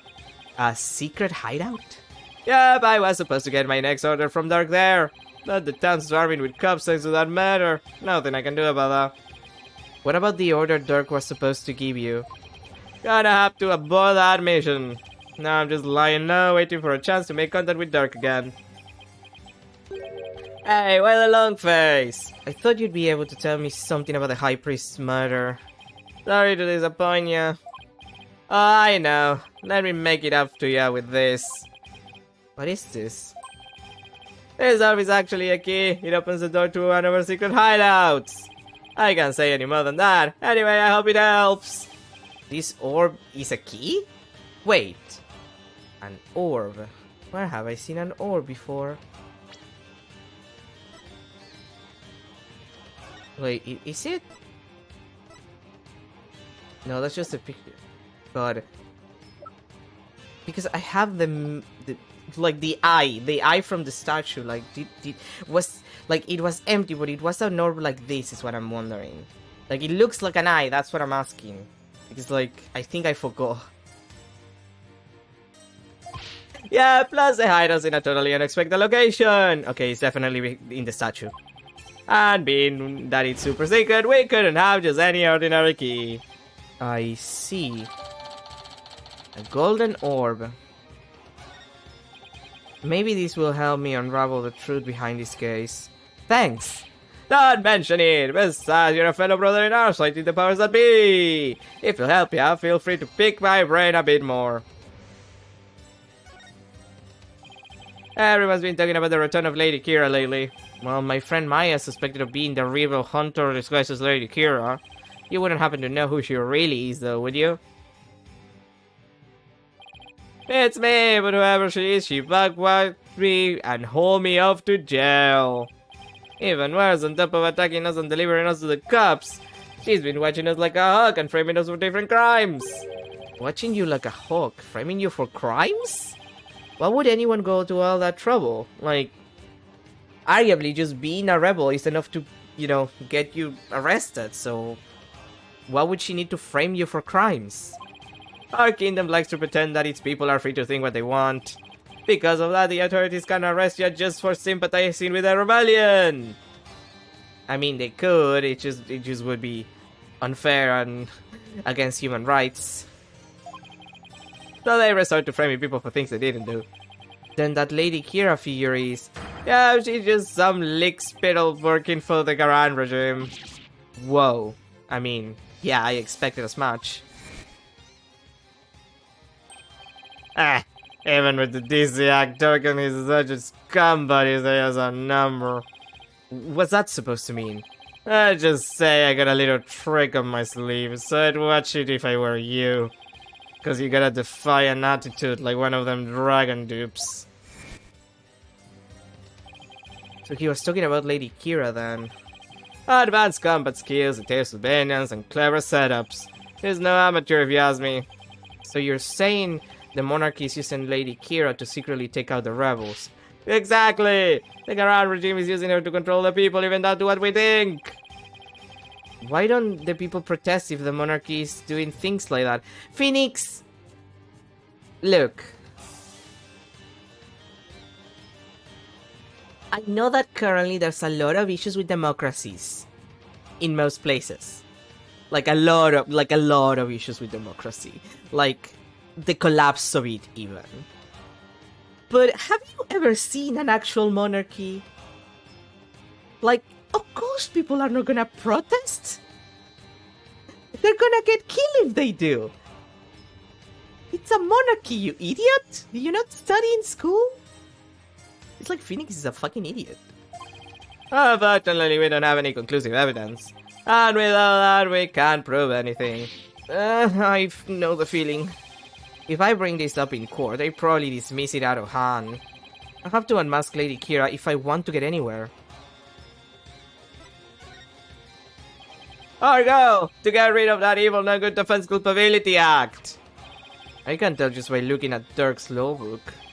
The DC Act has turned this kingdom into a corrupt cesspool, where false charges are overlooked and prosecutors are the only ones heard in court. It's been 23 years since it was first enacted. What happened 23 years ago to make them pass such a terrible law? The assassination of Queen Amara, that's where it all began. It happened before I was even born, but Queen Amara, the previous queen, was assassinated. And it was the rebel leader Dirk who did it. Dirk assassinated the former queen, didn't he? That's the official line, but... The official line?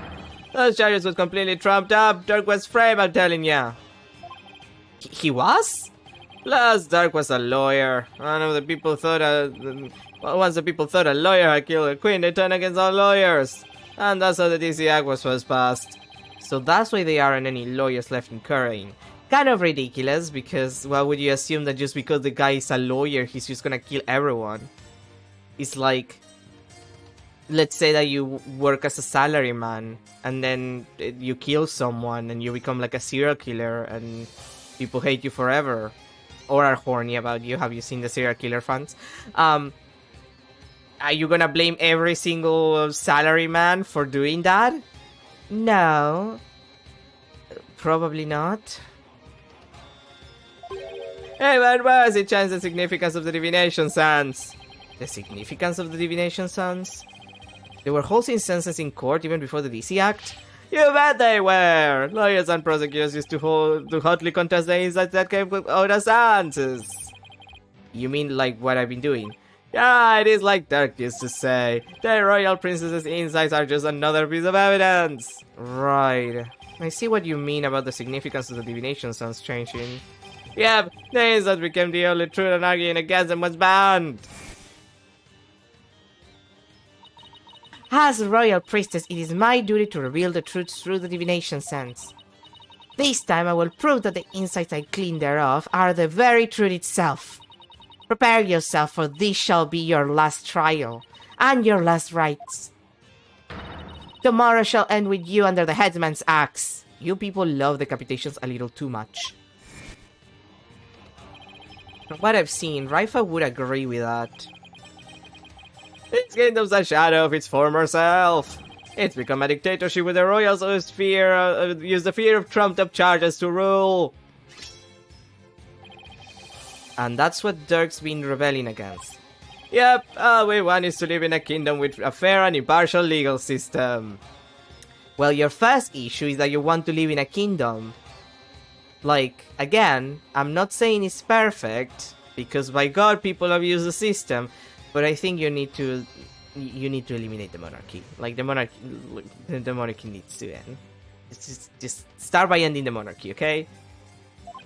And there's only one way to make that come true. By killing the monarchy? Overthrow the current regime. And put some democracy, right? Some, get the people to be able to elect their officials and shit? So that's the truth behind the rebels. Like, you can keep, like, a high priestess who does all of the, spirit channeling and stuff. But, like, maybe just elect your officials from now on? Well, PW, my friend, it's about time for me to get going. After all, I am the Fangs of the Defiant Dragons.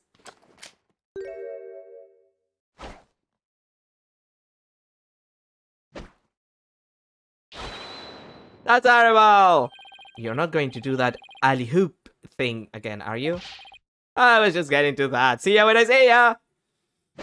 Alley hoop! Why does he have to jump like that before running off? Well, I guess we're friends now? Question mark? But enough about that. I've already spent way too much time in here.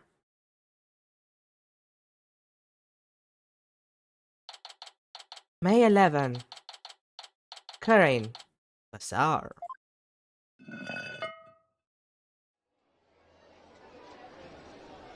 Ah, the light! The light, it burns! It burns! Ah. Okay, I'm fine. Ooh, I finally got out of there. Mr. White! I'm so glad you're okay. I was so worried about you. Aw, baby, it's okay. I'm talking about no. You do? What happened to him anyway? He came out the one hole about 5 minutes after you went in. Sorry he wasn't much help.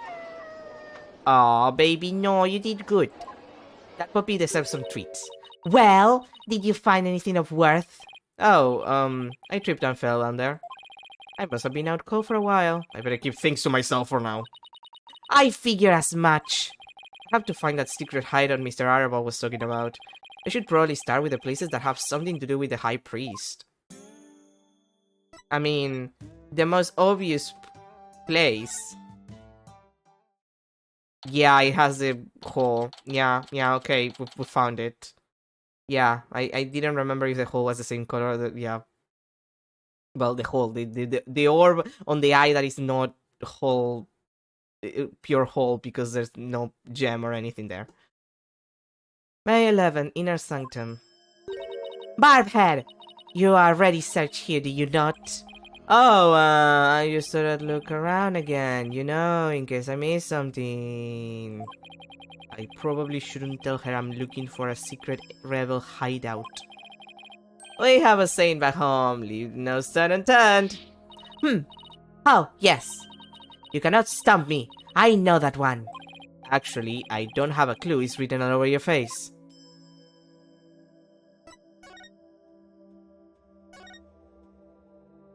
Yeah, there it is.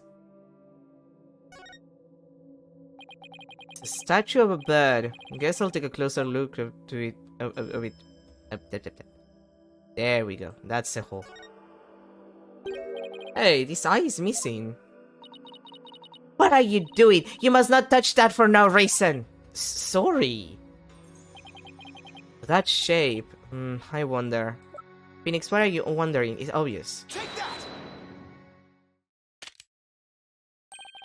I knew it. Okay. Whoa.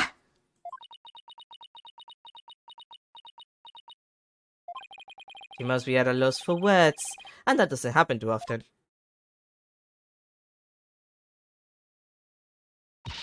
What is this place? Explain yourself at once, Barbhead. I don't think she's ready for the full story. I don't really know much myself, but it seems to be a secret rebel hideout. Why are you angry about it? If I'm shocked there's a secret door here, I imagine that goes double for Raifa. A rebel hideout in the inner sanctum? Somebody will pay for this! Well, for now, I think I'll have a look around. Wait, you must not enter before the police. Don't worry, I won't disturb anything, and at least I'll try not to. Besides, with you watching over me, it should be fine, right? And, you see, Fine! Just please stop pleading your case. I can only stand so much lawyerly drivel. But I will be presenting all information gleaned from your efforts here to the police. Of course, now shall we? I will go no further. Oh, right, you're not supposed to come in contact with the taint of Lady Kira's battles. Very good, Bobhead. I commend you for remembering. Well, thank you. Wait, why am I thanking her? I may not be able to enter, but I will allow no misdeeds on your part. I will be watching you like a war bat from the entrance here. I told you I'm not going to do anything. I better hurry before she changes her mind. Well, let's go. Ooh, fancy. May 11, secret hideout. I believe this to be a sacred space that enshrines the source of the spring water. That makes sense. The rebels must have converted it into a secret hideout. But what about the Warbat revolving door?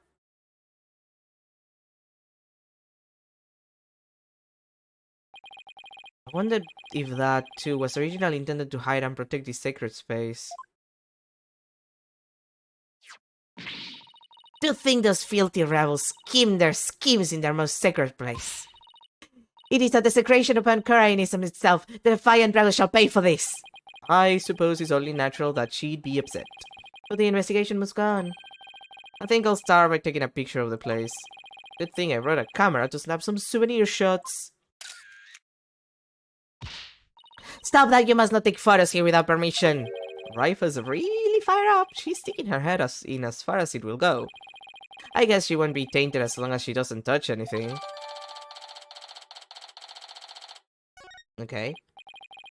Now, to search every nook and cranny. Barbhead! Just because it is hard for me to see your every move, do not use that as an excuse to touch and break things. I heard you the first time. Sheesh. Well, let's see. The first thing that I noticed, blood. What's this? Ooh, what's this? A bloodstain. I should probably try to figure out what happened in here. Do not tamper with any evidence before the police arrive. The police? Hey, that reminds me. Emma gave me something just for times like this. The luminol. I thought it might help your investigation. Here, it's all yours. I wanted to bring you a bunch of other forensic tools, but they were confiscated at the airport. And they didn't confiscate the luminol? Now that I think about it, that's weird. Luminol testing fluid. This actually may come in handy. Luminol testing fluid glows in reaction to even the tiniest traces of blood. So it can be detected. So it can even be detected in areas where blood has been wiped up. It might help us figure out what happened in here. Okay, time for science to do its thing. First, let me put these red tinted glasses on to see the luminal glow. And I just press space whenever I want to spray some of the luminol. Areas where there was blood will react by turning blue. Well, let's start here. Oh. Wait, what? I can see the blood there. Well, then maybe... No? Like, I can see the hands there. It kills me that the place where there's literal blood is like, no.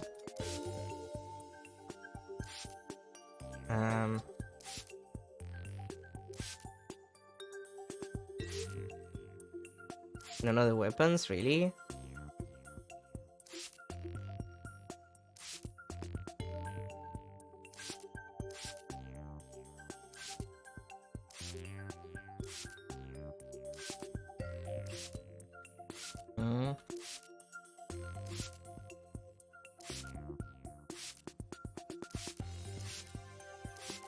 Nothing.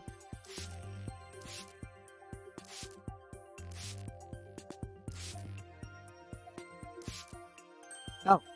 There? There? That's bullshit. This is a huge blood stain. Something big must have happened here. Perhaps the high priest's blood floating there from under the Warbat statue.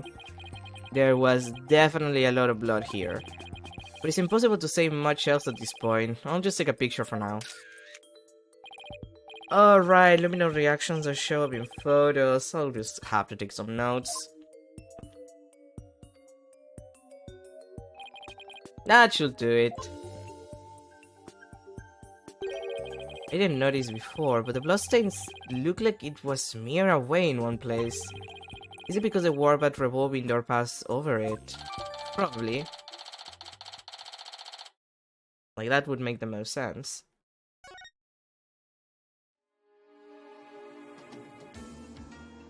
Okay, we have the handprints there. A large stone slab. It's shaped like a magatama.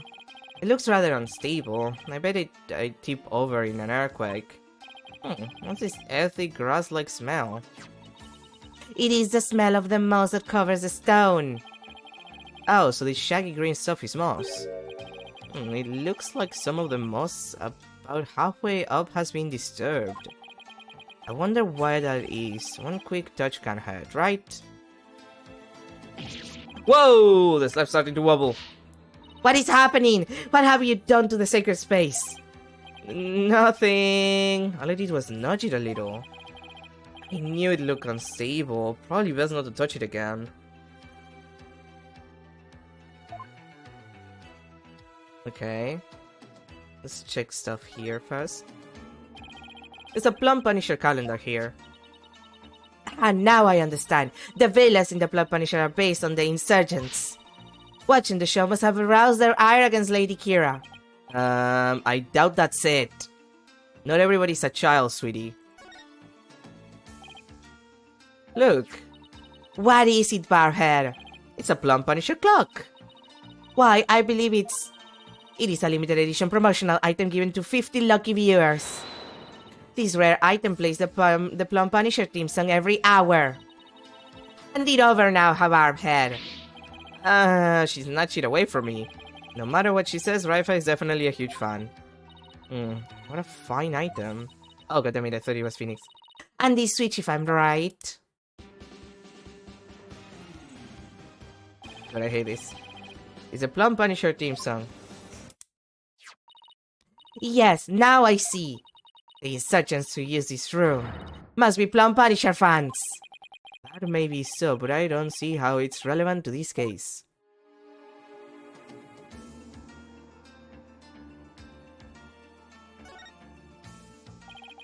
This is the water source that supplies the inner sanctum spring. It flows through the channel built into the floor before heading outside. Lady Kira uses this sacred water to wash the taint of battle from her body. It's also not red like they were in the spring. Okay.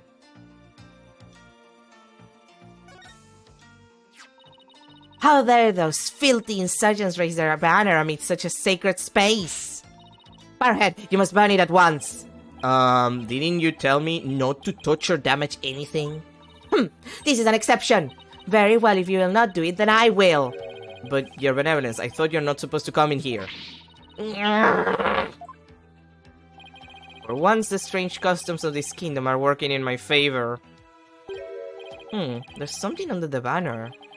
A microphone. What's this doing here?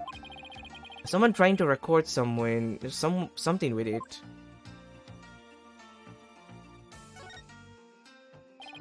Looks like an order from Dirk. What's this? Let me see.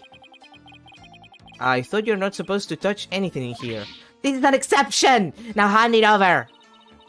Let's see here. Oh, holy mother. What? What does it say? It is an order intended for that rebel named Dots. It reads, after the riot, infiltrate the palace under the guise of returning Lady Kira's costume, and search for clues about that incident from 23 years ago. Dirk.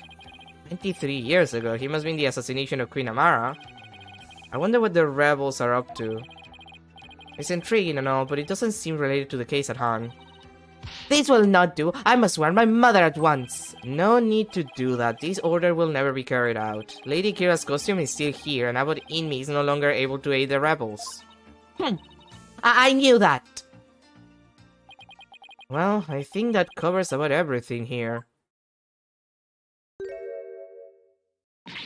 Mr. Wright, you shouldn't have come in here before the police. Sorry, but I was in a hurry. I didn't do anything I wasn't supposed to. And Benevolence can attest to that. It is your fault for being so slow. I expect the police to work faster and more efficiently. Sorry. Well, Barhead, have you not already seen enough? I guess it's about time I got back to the temple and go over everything I've learned. Oh, god dang. God, I wish I got, like, fingerprints for, like, the thing, you know? Like the Magatama shaped rock. Like, that clearly has hand shapes. It should have allowed me to, like, check.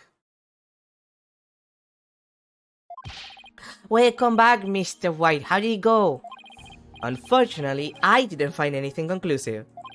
No way. I do not understand, Barbhead. Why don't you understand? Why you did not commit any misdeeds during your investigation? Because I don't do that. After all, lawyers ply their trade primarily through illicit means and methods. What? Who told you that? My mother? Are you saying she was wrong? No, that cannot be. You must have committed some sort of misdeed right under my nose. If that were so, she wasted her whole day following me around.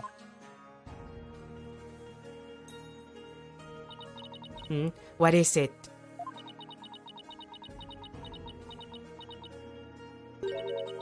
Prosecutor Sanmari has need of me. What's going on? I must go perform a divination sent for Per Iselot. It is her custom for the prosecution to review its contents before a trial begins. I see, and I don't get shit. Cool. The third time will be the charm. My insects will finally bring you to your knees tomorrow. No, you're just gonna cry like a little bitch and I'm gonna chuck you out of a window. And I will teach that neophyte practitioner a lesson.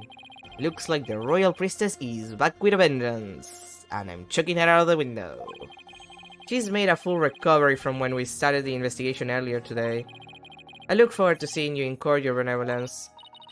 Your overconfidence will be your downfall. You will not look so confident when I'm finished with you tomorrow. Actually, I'm not really looking forward to seeing her tomorrow. I think I'm gonna chuck her out a window. Especially without any solid evidence. Why don't we go over everything you know so far? Alright, let's see here. Acolyte Zealot was killed during the riot with Lady Kira's dagger. and Maya's fingerprints were found on it. That doesn't sound very good. I know, it's the very definition of being up a creek without a paddle. The day before his murder, Selot enjoyed a meal with the High Priest, his wife, and Maya. I also learned about spirit channeling here in Kurain. None of that sounds very helpful. Oh, but I did hear something interesting. That the rebel hunting Lady Kira might be working for the Justice Minister. What? Really? A kingdom is supposed to be ruled through fate and laws. We can't allow the people to be controlled by fear and violence. That sounds like something a rebel might say. It does. But if that Lady Kira really is on the ministry, really is one of Minister Inga's subordinates, that would exonerate Miss Maya. Unfortunately, I have no way of proving it in court. Oh, that's too bad. Oh, I almost forgot about the secret rebel hideout we found at the Inner Sanctum. There was a bloodstain inside, but I don't know if or how it's connected to this case though. Whoa, a secret room at the Inner Sanctum. That would be a huge hit with tourists. This kid really is an entrepreneur at heart. What I mean is that hideout could be important to your case. Yeah. Maybe, but it's too early to tell. Looks like I'm heading into court without any useful evidence. Again. We just have to pray something appears during tomorrow's trial. Princess Raifa's divination sans might be my only hope. There could be some new information in it that might help. The divination sans. But I thought it always works against the accused. Not always. Not if you know what to use it for. Right, it's like Dirk used to say. The royal priestess's insights are just another piece of evidence. Really? I never heard anyone say that before. It's hard to figure you out sometimes, sir. Divination senses work both ways before the Defense Culpability Act. It's only now that the people of Kurain find it strange. Mr. White, I just wanted to say, good luck tomorrow! Thanks. I can't afford to lose this next one. I've collected all sorts of information, but I haven't even started connecting the dots. If I could do that, I might have a shot at pulling off a win. Raifa's insights will be the deciding factor. It's a huge gamble, but it's all I got. Like, the Plum Punisher stuff in the room, like in the secret hideout. Was it the wife? Like, is she, like, is Miss Believe the person who did this? Because, like, that would make sense. Like, she's been Lady Kira the entire time.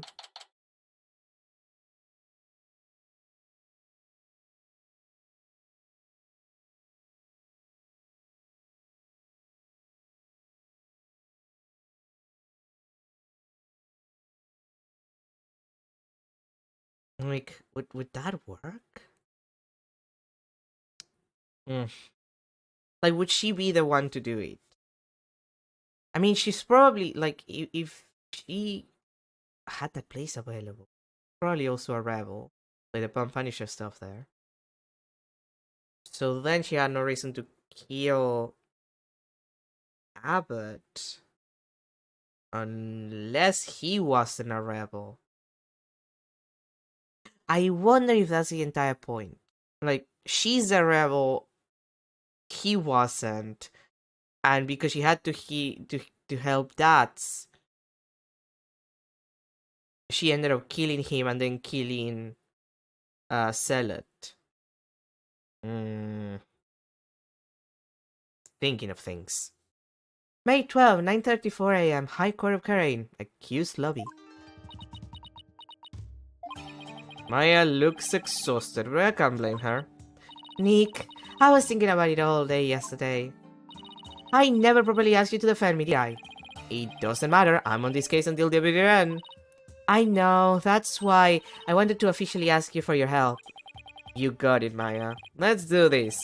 You gotta wrap this up and get back home so you can make your dream show come true. The Steel Samurai versus the Plum Punisher, right?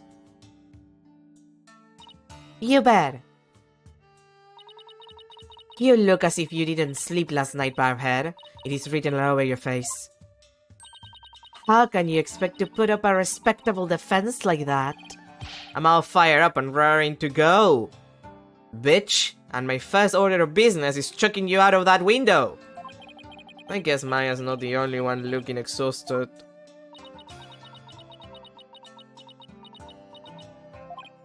Raifa doesn't seem in the best spirits herself. Go ahead, feign confidence now while you are still able. For I will see to it that your last rites are read to you this day. Guess it was just my imagination. Chucking her out of the window again. Ready, Nick? Okay, Maya, let's head on in. God, I hope this section is not too long. May 12. Hi, Karain. Open the doors. Hi, Mr. Judge. Not to be confused with Aji. Now then, if everybody's ready. The defense is ready, Your Majesty. The prosecution is ready. Let us begin without further delay. Oh, no prayers this time, Prosecutor Sanmari. I already offered my prayers for the lastest victim during my visit to the crime scene. Being that the accused has already been found guilty of the first murder, let us hasten this trial so we may put this dead lawyer walking out of his misery. I could not agree more. In yesterday's trial, the accused was already found guilty of murdering the High Priest. And today she will be tried for the murder of his disciple, Pere Selot. Now then, Prosecutor Sanmari, your opening statement if you would. Certainly. The accused has now slain two of the most devout clergymen in Kuranism. Even the lowest level of hell, the hell of tickling, would not be punishment enough. Then, what terrible fate awaits, sir? You're also into Kuranism. Shouldn't you know the levels of hell? Adilpon Con Hell, a realm of eternal agony. There she will suffer the endless punishment of Jagar by the Gullen of Pulmatan. Furthermore, Enough! My blood runs cold at the mere thought of such a terrible place exists. I was going to ask for a translation, but on second thought, ignorance is bliss. Now then, please continue minus the part about the terrible horror awaiting the accused. As you wish. The victim of this heinous crime was the High Priest's disciple, Pere Selot. He had been trained under the High Priest while living at the priest's home. I had met him a number of times and he seemed like an earnest young man. How tragic that he met such a terrible end. The murder occurred at the Plaza of Devotion during the purification rite. It was a war crime carried out while the plaza was full of the faithful deep in prayer. The Warbat dagger was found impaled on the victim's upper back. The stabbing caused a spinal cord injury that killed him instantly. Ah, the Warbat dagger, Lady Kira's weapon of choice. We have already established that the accused prints were on the weapon. Incredibly damning evidence in itself. No, I didn't do it! Hold your tongue.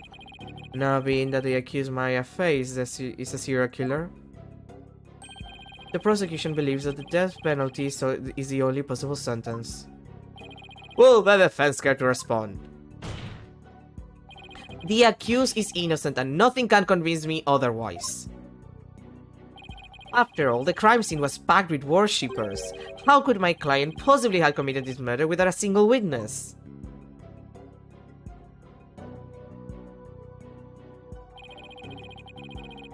The accused's fingerprints on the murder weapon alone is enough to render a verdict. As such, I see no need to debate this any further. But... Well, once Her Benevolence conducts her sense, it will be clear for all to see. Your Majesty, may I have a word? Is something the matter, Prosecutor Sanmari? It is about the divination sons. Your Benevolence. Stop right there, Prosecutor Sanmari. As you wish. Forgive me for overstepping my bounds. What was that all about? Barbhead, have you made peace with your fate? But this time the divination sun will bring you to your knees. I'm ready, and I accept your challenge. Itch. The only problem is I have no weapons at my disposal. Our only hope now is what we can glean from the sense, vision, and Rifa's insights. Very well. The divination says, if you please, your benevolence. Yes, let us begin. Naina! My coat. My staff.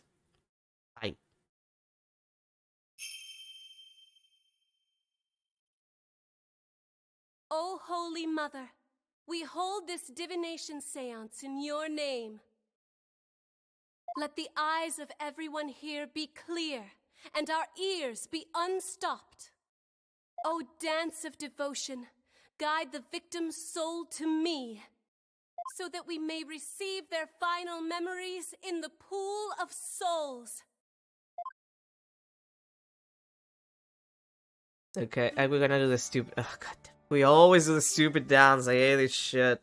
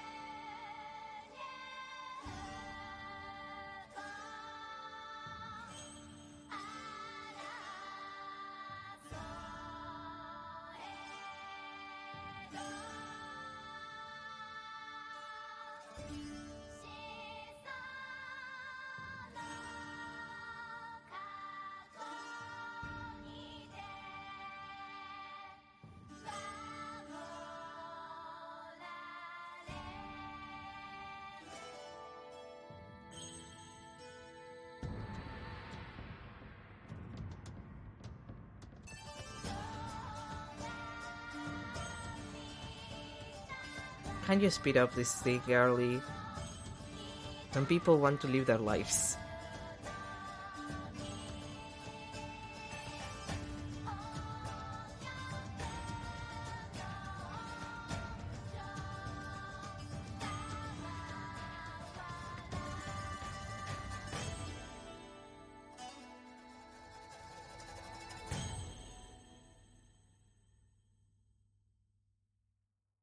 Uh-huh. Come on. Come on. Okay. There's nothing there.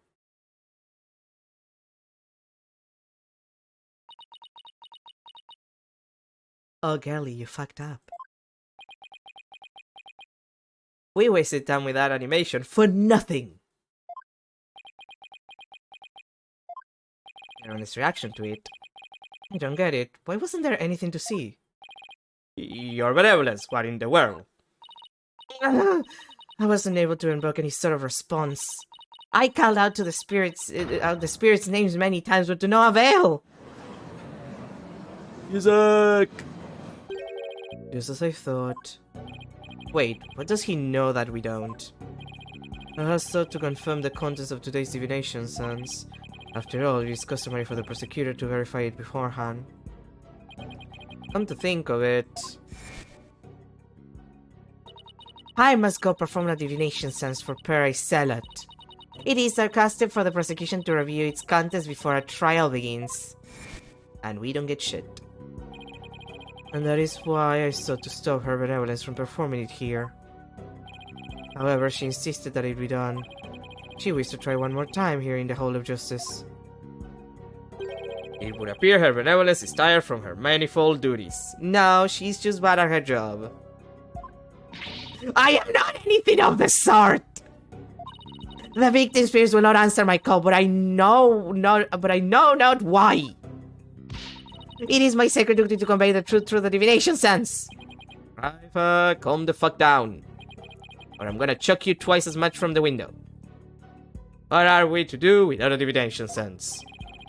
I suppose I shall have to deliver the last rites without them. The prosecution has already taken that into account when preparing for today. I am fully capable of providing the accused's guilt, with or without a divination sense. Ha ha ha ha ha! You never fail to impress, Prosecutor Salmati. This is bad. Divination sense was my one and only hope. Your Majesty, her benevolence said she isn't tired. So shouldn't we try to find out why the divination sense failed? Oh, curious, Mr. Wright. Why have you suddenly taken such a keen interest in the divination sense? Yes, explain yourself. The divination sense is for the shredding light on an accused's crimes. It is the Holy Mother's hammer of wrath that is ever poised to pound you into your grave. I'm sorry, but I already receive poundings regularly from my boyfriend. Like, I don't need the Holy Mother. You should fear it, not plead for it. I believe in my client. Plus, yesterday somebody told me something that changed my mind. Divination sense was once thought as just another piece of evidence. If we were to correctly interpret the visions through careful analysis, then they would lead us to the truth behind what really happened. And the truth will show that my client Maya Fey is innocent. The truth is, you don't have anything else to fall back on, huh, Nick? Maya, please, you're not helping! How dare you! The voice of Amitama is to be feared, not utilized by vile lawyers such as you! Senses exact a heavy toll upon the royal priestess. It would be best not to burden her any further. Or does the defense feel that it can pose no counter-arguments without a sense? No, of course not! He's so right through me. I have to find a way to make the divination sense happen, or we're toast!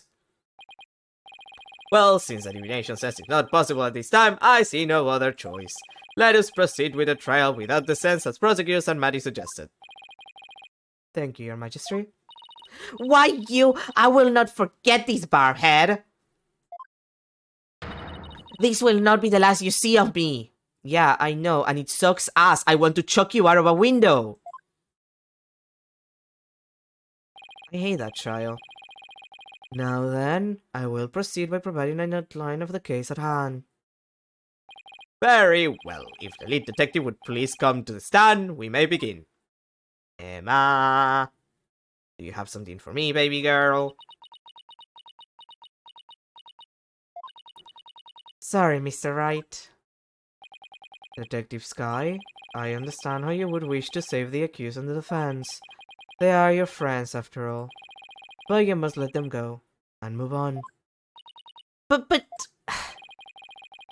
There's only one way to save them now, by giving their souls the chance to burn away the taint of their sins in the infernal flames.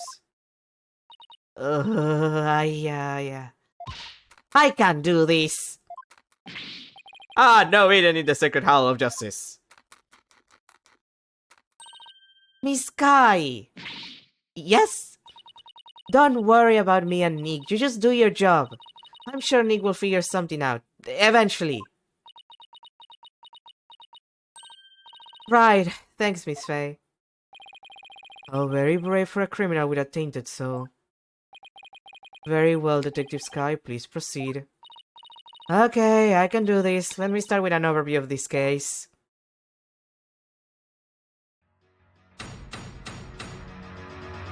I think we're gonna finish with like Emma's part of this thing, and then we'll end the stream. The latest victim was Perry Selot. He had been training under the High Priest and living at his house for the past 2 years. The High Priest's widow, Believe in Me, has identified the victim's body. He may have been mistaken for a rebel and killed due to his connection to the High Priest.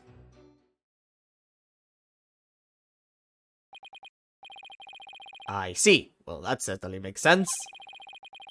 Would the defense care to respond? I didn't spot any inconsistencies in her testimony so far, and I don't have any evidence in my arsenal. What am I going to do now? What is it, Maya? I was just wondering about how much the police actually looked into Acolyte Zealot, because it just might prove to be the key as to why the divination sons failed. Why are you getting at? Well, it's just a hunch. Wait a second, during my investigation, Raifa told me about how the divination sons works. If I could figure out why it failed, maybe she could try it again. Okay, time to press for some more information.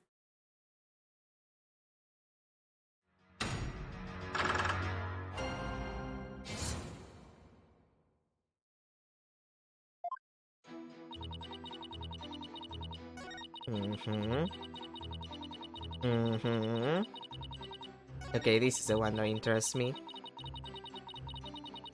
Hold it!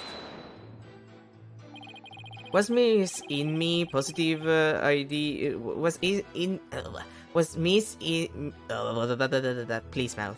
Was Mrs. Inme positive ID the only way you verify the identity of the victim? Huh? Well, no. We also checked the ID card he carried and the data in his family registry. But what? His personal information didn't match any of the public records we cross-reference. Maybe that's why the divination sons failed.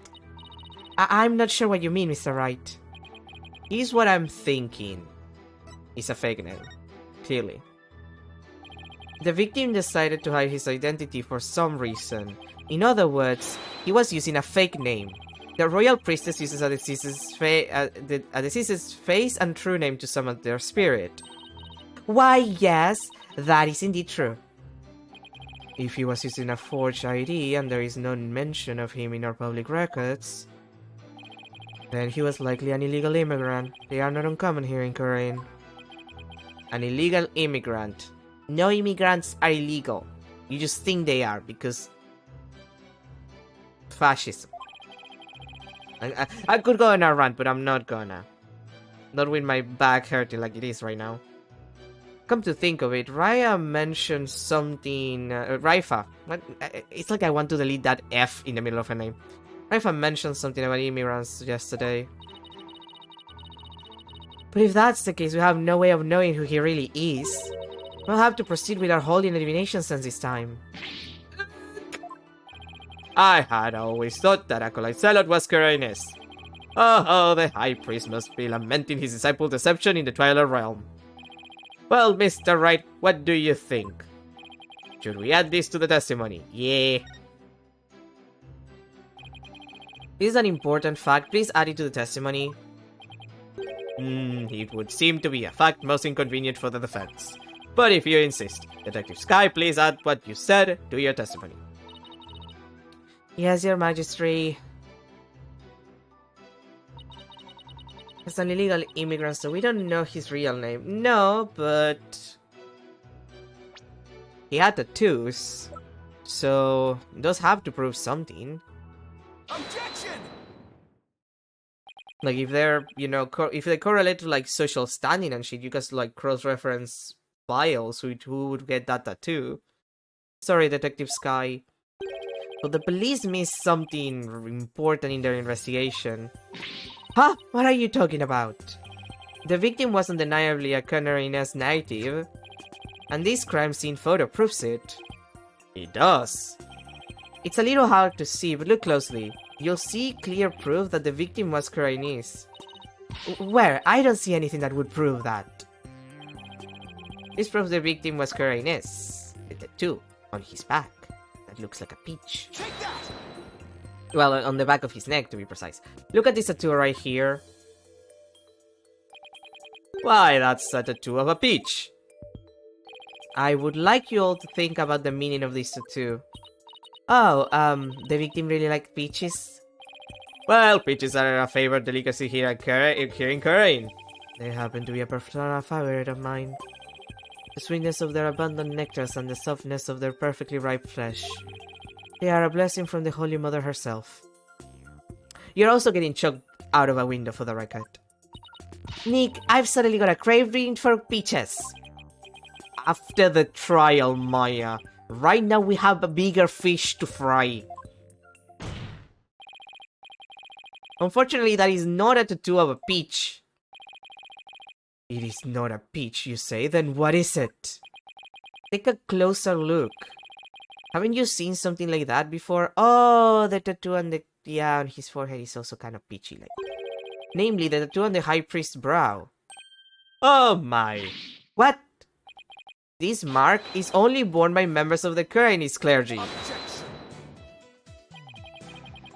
So that is what you believe it to be. So that is what you believe it to be. But are they not utterly different shapes?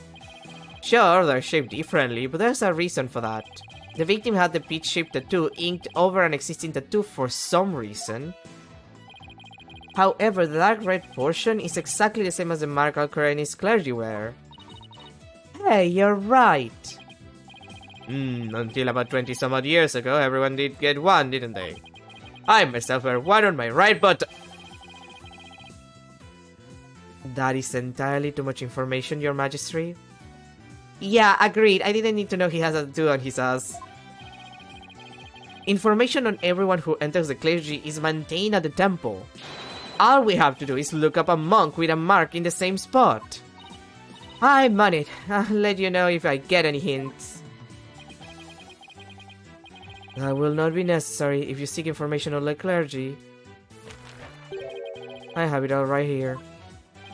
Oh my, you never cease to amaze. So tell us, is there anyone who fits the bill?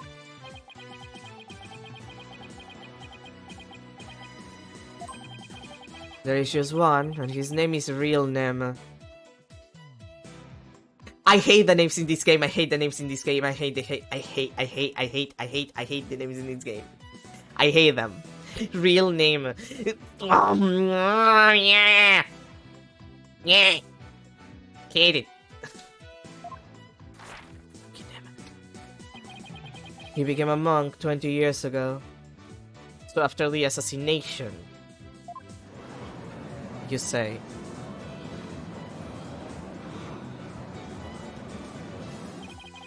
Then that must be the victim's real name. But why would he try? Would he have tried to cover up his tattoo with another one? Yeah, there must have been some reason. Nick, that's not important right now. The important thing is we know his real name. You're right. Your Majesty, now that we know the victim's real name, the divination sense might finally work. A lawyer who willingly seeks a sense. This is entirely unprecedented. You are but digging your own grave, Defense. We won't know that until we try. Sure, it's risky, but it's our only hope. Very well. Let the divination sense be held once more. Except not, because we're gonna save and I'm gonna end here. Yeah, records, thanks. Because we're over time, my back hurts, and this is enough fucking Spirit of Justice for a day. I shouldn't have played it. Like, I'm gonna play it twice more on Friday and Saturday, so like, it's like I'm punishing myself at this point. Anyway, thank you everybody for being here. I'm suffering, this sucks. I hate this game. I can't wait to finish it so I can move to things that I might enjoy, actually. And also uninstall it from my PC. But anyway, I'm not gonna find out if I'm gonna need to get operated until next week, because life is funny like that. And then who knows when I'm gonna get a date to get operated, so I'll see how that goes when I get some answers. I'll probably take at least a couple of weeks. Like, after that well, I'll probably need like 2 or 3 weeks at least to like recover or whatever. But like, it shouldn't be a big deal. But anyway, we'll see when that happens. Again, thank you everybody for being here. Have a good rest of your day. Have a good Wednesday. Have a good Thursday. Have just a good day. Better than mine is going. This game is it just saps all of the energy out of my soul. It's just like the spirit of the spirit in me is just slowly being absorbed and digested and disappearing into nothingness. Sucks ass, if you ask me. But I'll survive, probably. Anyway, we'll continue this on Friday. Have a good day. See you on Friday when I continue suffering through this bullshit. Bye, everyone.